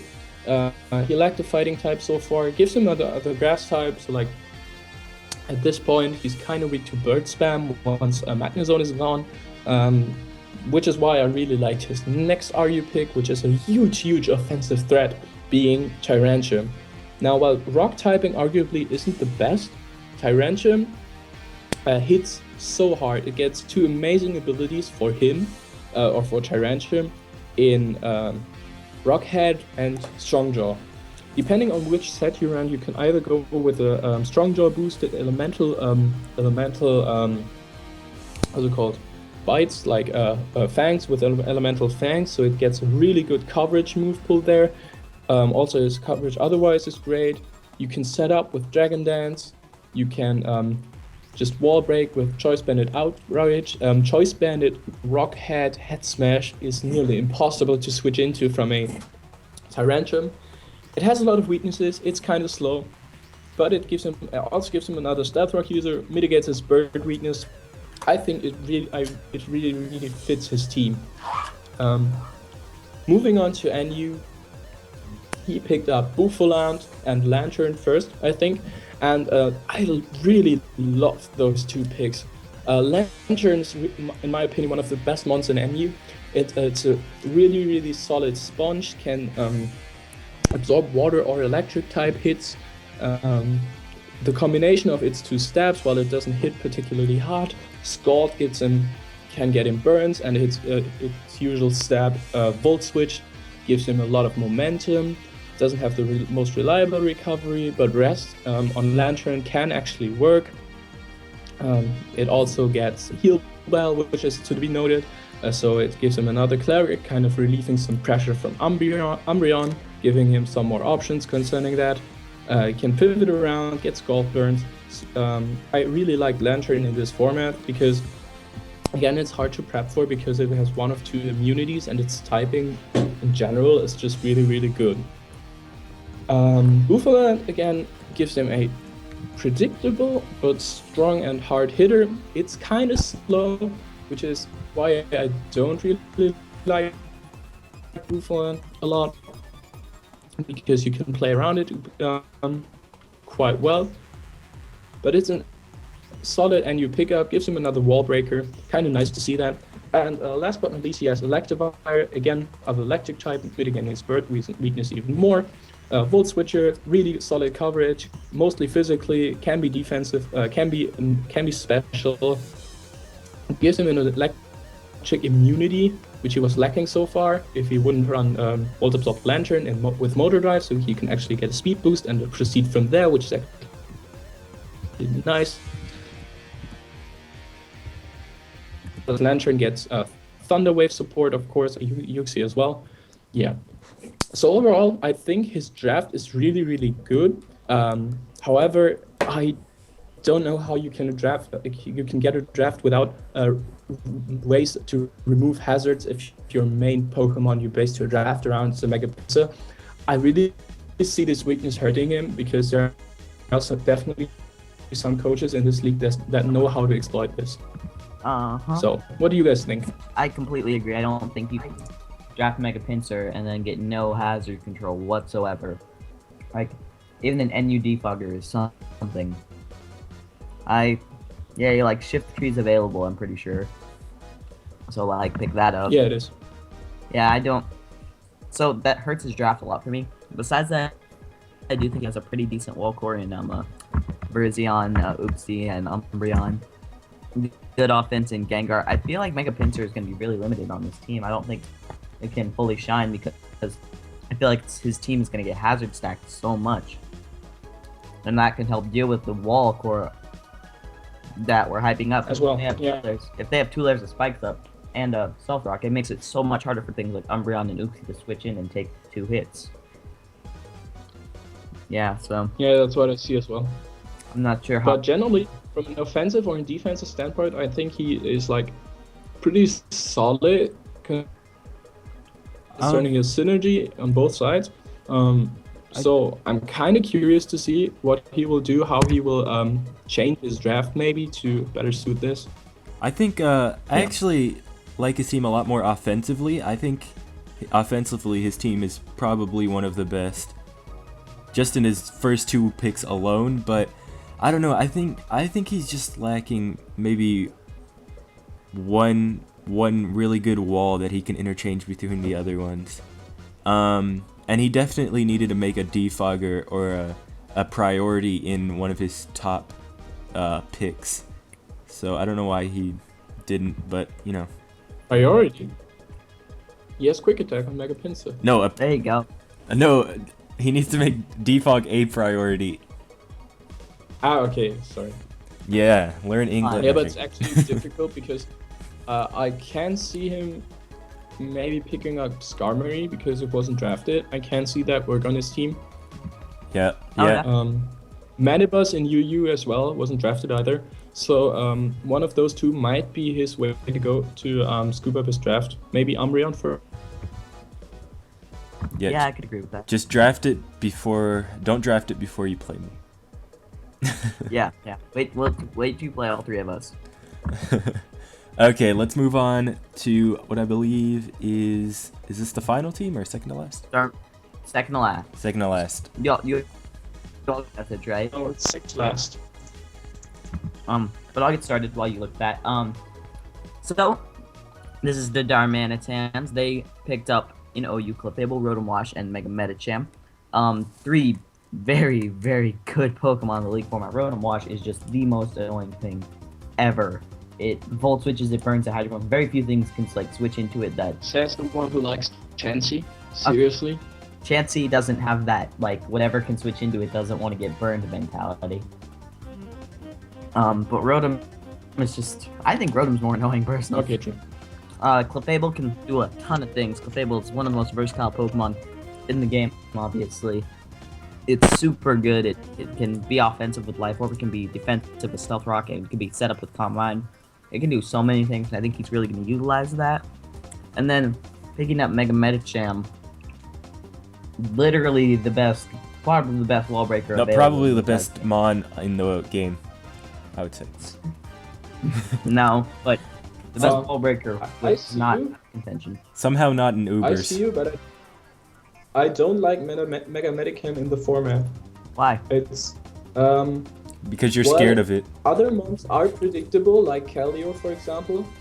Mega Medicam is slow too, so rather slow for an offensive mon. Like it's just base 100. In the league type format, you can easily play. While it may always get a kill because, yeah, I agree, it doesn't have switch-ins. It's really easy to revenge kill, and its move pool, while having the elemental punches, isn't the greatest to cover up for whole teams. So while Mega Medicam is a really, really solid pickup, no doubt about that, but I don't think it's as amazing in this format as it is in the regular ladder play. That's fair. So, moving on to UU, he picked up Whimsicott, Salamence, and Fortress. Fortress being a very, very pretty reliable ground spinner. It's got that sturdy, it can set up literally every hazard. Very good. Very good at what it does. You know, it has that fire weakness, but he does have Rotom and Mence to cover that up. I do see kind of a pretty good wall core there with Mence, Fairy Dragon Steel, and Rotom Wash, and Whimsicott, because Whimsicott is annoying with that Prankster Stun Spore. Encore, it's pretty fast at that, so definitely not a Pokemon to take lightly. Whimsicott can actually be really, really, really good. Salamence is so scary. So scary. It can be Choice Scarf Moxie, it can be Dragon Dance Sweeper. There are literally a ton of things you can do. You can run Special Life Orb, it can work. It can be Defensive Defog, it has Intimidate. Salamence is definitely a very good Pokemon, and I expect them to use it to the best of its abilities in the format. I really hope so, because Salamence is really, really versatile and really, really good. On to RU. They picked up Cofagrigus, Fletchinder, and Excelgor. Excelgor, obviously a spike stacker. I don't know why you pick up Excelgor and Fortress. They both are hazard stackers. One's a fast one, one's a slow, bulky one. I think you go one or the other. They're also both bug types that are weak to fire. So if they can predict your lead, and they don't have to predict as hard because the two leads are both weak to fire, I don't agree with the synergy really there for a hazard stacking core. Cofagrigus is okay. The HP bar doesn't allow it to be as bulky as it potentially could be. It's got Willow, obviously. I think that's his second Willow user, so that's not a bad thing. It can be a physical wall. I'm not sure how it meshes with the likes of Rotom and Fortress. I don't see him bringing it a lot, especially since he already has access to Toxic Spikes and Fortress. And then Fletchinder, Pokemon obviously weak to rocks. Very, very weak to rocks. It's not Talonflame. I think Talonflame is so much better than Fletchinder. Talonflame has the option to be Spadef. It has the option to hit hard with Brave Bird instead of Acrobatics, and Talonflame can hold an item, and Fletchinder literally can never hold an item unless it's like natural gift first. because it's only flying stab, it's acrobatics that's any good. So I'm not sure how he'll use that, but I think this team can definitely put in a lot of work from the OU and UU that, while I don't understand the 3 RU picks very much, I think they can still have a place on the team. Going into NU, he picked 2 of the primary and 3 NU sweepers that are very, very scary. He picked Lilligant, obviously Sleep Powder Quiver Dance. We all know what a Lilligant does, right? It's a very good Pokemon. Not sure how good it'll be in the League format. You can prep for it. It also has common weakness with a lot of his team. His team starts to look a little fire weak in that bottom left corner. Picking up Caracosta, a Shell Smasher, Rock Setter. Not sure how. I think he's just going to use NU as a Pokemon that could put in a lot of work one week and bring it and try and sweep. I don't know if I don't think he'll be bringing the NU picks week in, week out. I think he's going to kind of be limited to his top 6. Pawniard is priority. Sucker Punch. Up until this point, I think, up until this point, he didn't have a dark type, so knockoff is always really, really nice to have in the format. Stab knockoff especially. So that's good for him. Pawniard, I believe it's Stealth Rock Setter. I know Bisharp is. That's what I'm basing this off of. It may not be. But either way, I think Pawniard, SD Pawniard's a threat. It can definitely have a place in the format, and I'm really excited to see how he uses this team. Your thoughts? Personally, I am impressed that he is the only person to have an Ubermon. And no, it's not Medicham. It's LC Ubers. Oh, yeah. But I give this... He's not the only one. So, Colton drafted Murkrow. Murkrow is LC Ubers as well. Oops. Don't listen to me.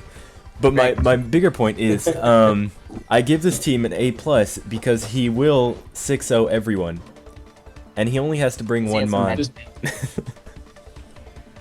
Because he has Mega Medicham. Alright. That will destroy everything. That's my only opinion. I like his team to an extent. I think his first 6 pickups were, as you said, really nice. Not a huge fan of Fortress in the format. Quad weak.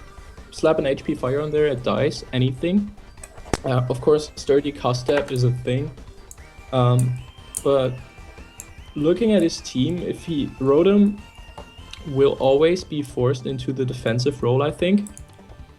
He doesn't have the option to go with a more offensive Rotom approach. And while Rotom is a decent wall, it's plannable in this league, in this kind of league. And it lacks the most reliable recovery as well. So with Fortress and being his only per se good wall, except for maybe the Cofagrigus, I think he lacks a bit on this part. I see the offensive synergy between Salamence and Clefable and Mega Medicam and a potential hazard stacking core beforehand, as well as the annoying little Whimsicott that can proceed to support his team very well. So I think with the support he kind of scooped up with the hazard stacking, the priority, the backup sweepers in NU, and the utility, he will actually get a lot of sweep with his 3 Mons and Clefable, Medicam, and Salamence in this league, because he just has the perfect team, although it's kind of repetitive on some points, to back up his sweeping potential with his main offensive threats. And when those fail to sweep an opponent, he still has some viability concerning his backup sweepers in NU. I see the problem with hazard removal once Fortress is gone. It's kind of one-sided. And Salamence as well as Fletchinder don't really appreciate rocks, and he doesn't have. And the pivoting around with Rotom is also not the best thing to do on rocks, especially when you like leftovers, because you need to run Resto Chesto for recovery. So I think his draft relies a bit too much on Fortress on from the defensive side as a quad weak wall without recovery. So kind of lacking there. Otherwise, I think if he plays it right, his draft can put in a lot of work. I agree. Any grades on this draft? B plus, solid. B. Oh, I think you guys are Alright. underestimating Mega Metachamp, but no, Just we're my- not. okay. We know you, so we know it wouldn't put in work. Moving on to the final team in the league. One of the best, actually. We're not saving. Wait. Yeah, I Last but think not we can least, say. I was looking for the phrase. Leads Rhyhorns with Will. AKA Alpha Alpaca. Alpha Alpaca. Okay, Johnny, take it away. Okay, so he started out by drafting Mega Gardevoir. Strongest Hyper Voice in the game, except of course for Xerneas. Well, Xerneas doesn't get Hyper Voice. Do you guys actually know if Hyper Voice from a Mega Gardevoir or Moonblast from a Xerneas is stronger? Never mind. One of the hardest hitting fairy types in all the game. Good speed stats, decent move pool, some good utility options. Psyshock as a good Psychic as a good secondary stab. Psyshock obviously the move to go. And in this format, with Poison and Steel being the limited types they are, there are close to no more than one switch in on each team. Like, looking through the teams, not many have a safe switch into Mega Gardevoir. Some actually completely like a fairy type that can safely switch it into it and just get bodied by it outright. So really a mon your opponent has to plan for, and that is difficult to play around. Just, it almost always gets a kill every time it enters the field. So I think it was a really good pickup for Will here. And he actually proceeds to pick up the prime counter to this thing in OU by getting Bishar. Now, Bishar, really good Defiant user, kind of frail, really nice offensive and offensive typing. Sword Stance, Priority Sucker Punch, Stab, strong, really strong knockoff user, Iron Head as well for fairies. I'm actually not that sure what Bishop does otherwise, because I'm kind of only familiar with the standard OU set. I don't know if it's variable or not. Do you guys know that? If it's what? If it can do more than its usual role. I'm like sure. Pursuit Trap, Sucker Punch, can it do more? I'm sure it has quite a few options that can go with it, but I don't see it. I don't really see it doing more than what it does. But what it does is he's really good at. It's really good at. Yeah, that's what I was about to say. As if these two mons weren't scary enough offensively already, he decided to go with his next two picks with Terrakion and Entei. Now, adding him a fighting, a rock, and a fire type that are decently fast, all of them, both of the two, they are incredibly strong hitting with high power base moves, decent coverage. Terrakion can actually set up stealth rocks. Entei, of course, gets E-speed priority. Entei, of course, doesn't get earthquakes somehow. I don't know why. Ask Game Freak, hashtag blame Game Freak. It gets like earth power, something like that. No, I don't think so. It just gets bulldozed. Bulldoze, yeah, that's right. You usually run bulldoze. Except you're Geo, then you run Sunny Day with Solar Beam. Weakness policy. So, yeah, true. So between his first four picks, he actually has one of the scariest offensive presences in the game. They're decently fast, they hit incredibly hard, are kind of variable to an extent, not too much to be honest, but between the combination he has, I think it's almost impossible to safely switch in. What he was lacking up to this point was a bit of bulk. And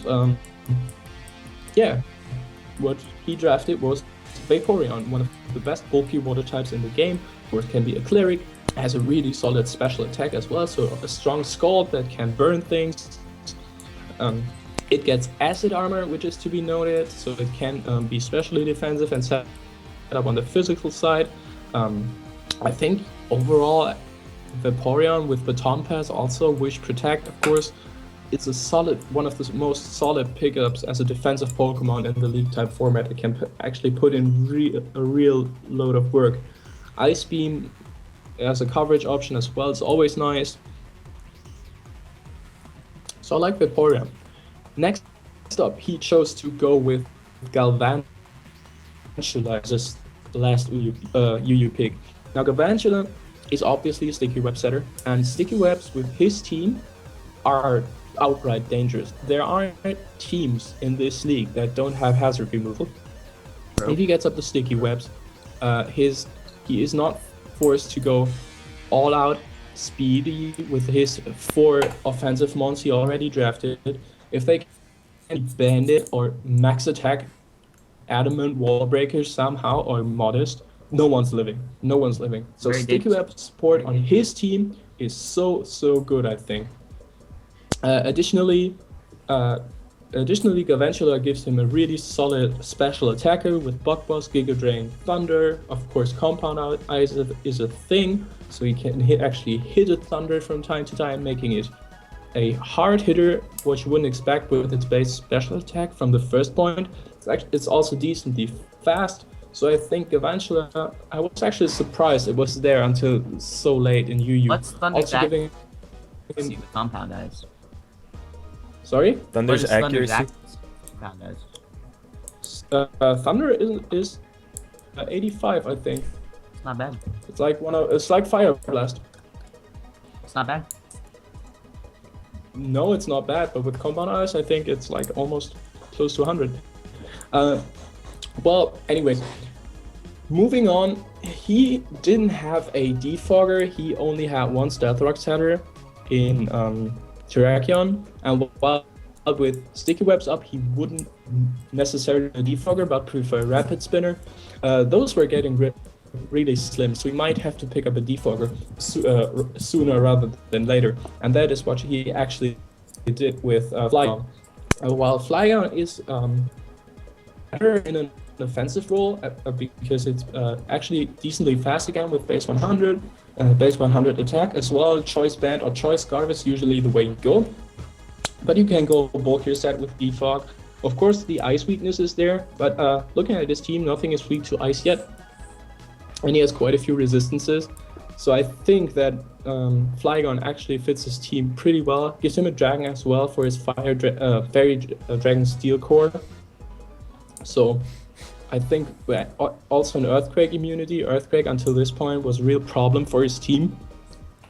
The only problem I can see with Flygon is that his team is really reliant on it as a Pokemon, kind of concerning synergy and also concerning utility his team needs with U-Turn, with Defog, and with its typing.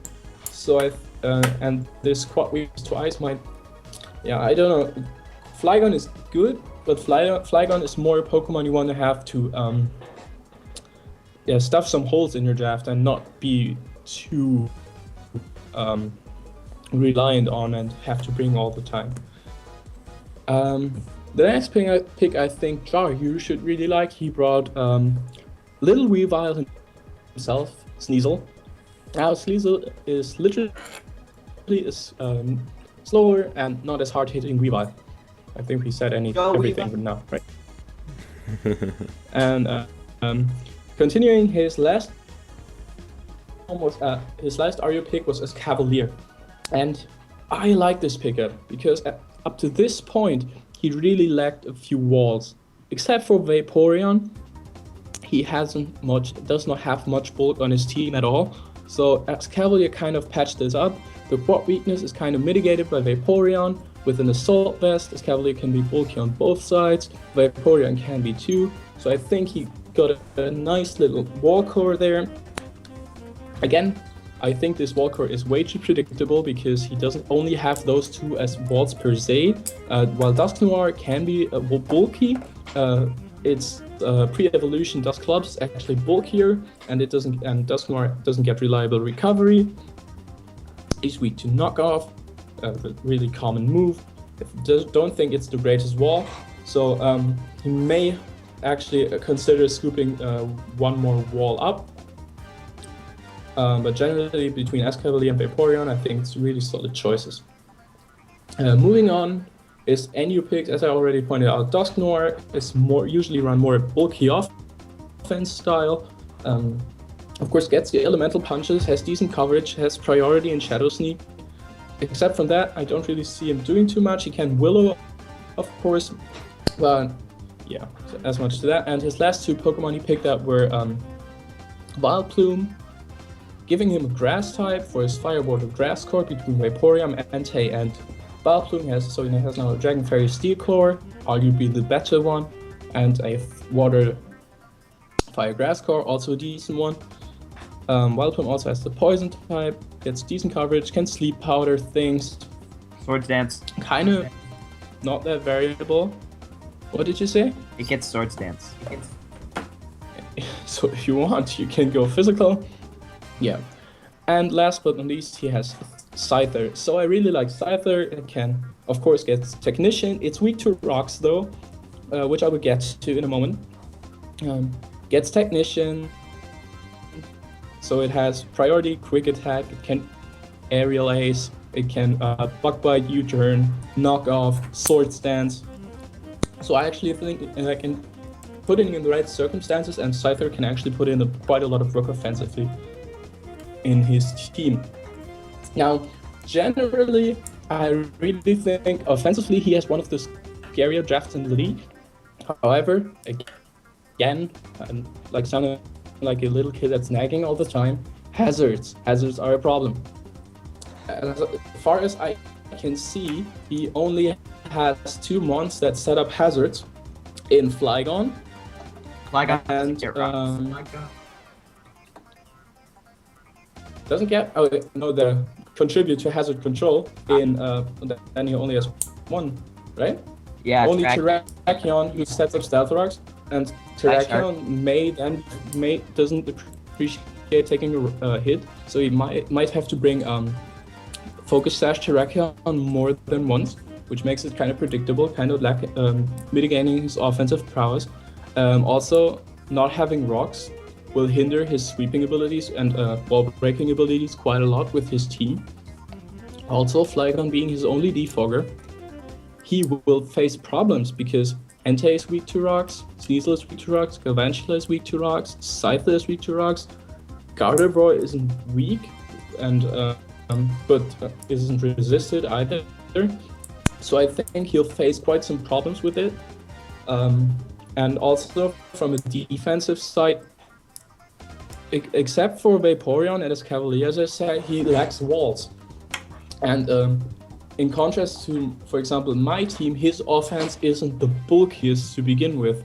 So he has to have reliable switch-ins, and these reliable switch-ins are very predictable with his draft. So while I think he has a really good draft from the offensive side, it has some flaws. He might have to do some transactions to really cut it out. I still think that Will can pull through. He's a good battler. His draft is really good from the synergy here I see here. So all in all, I think I would give him a B+. I want to rank him higher, but with his defensive problems and the problems with the hazards, I don't think I can do this at the moment. I hope he can prove me wrong. I'm really betting on him to be running for playoffs, I think. But we'll have to see. So what do you guys think? I love 2 things from Johnny's analysis. First off, he hyped his own team while talking about this one. That was awesome. Commented on an amazing bulky offense. And then he mentioned Scyther gets their stance. Thank you. But not Vileplume. Come on, man. What's that? But yeah, I agree with a lot of what he said. I think he does lack walls, very much so, and one of his walls has a 4x weakness. So, not sure how that's gonna work. Dusknoir only has base 45 HP. Not sure how that's gonna work. Vaporeon is really good, but it can be broken through. It's not one of those chancy walls that's just impossible and amazing. But yeah, his offense from his first 4 picks to Galvantula is super threatening. Like, I didn't even think about that till now. That is horrifyingly terrifying and not fun. So what I have to add on is I know he does have Vaporeon, but that being said, half of his draft is weak to fire. He has quite a big fire weakness, which he might have to do something about. Dude, I saw those big calculations though. What? 6 out of 12. 6 out of 12 equals 0.5. There you go. I figured that out on my own. But yeah, So perhaps he might have to pick up a wall or two, maybe. No, maybe just one wall, but he has a really good offensive presence. I think You're right. Yeah, for example, I think Sneasel doesn't do too much for him.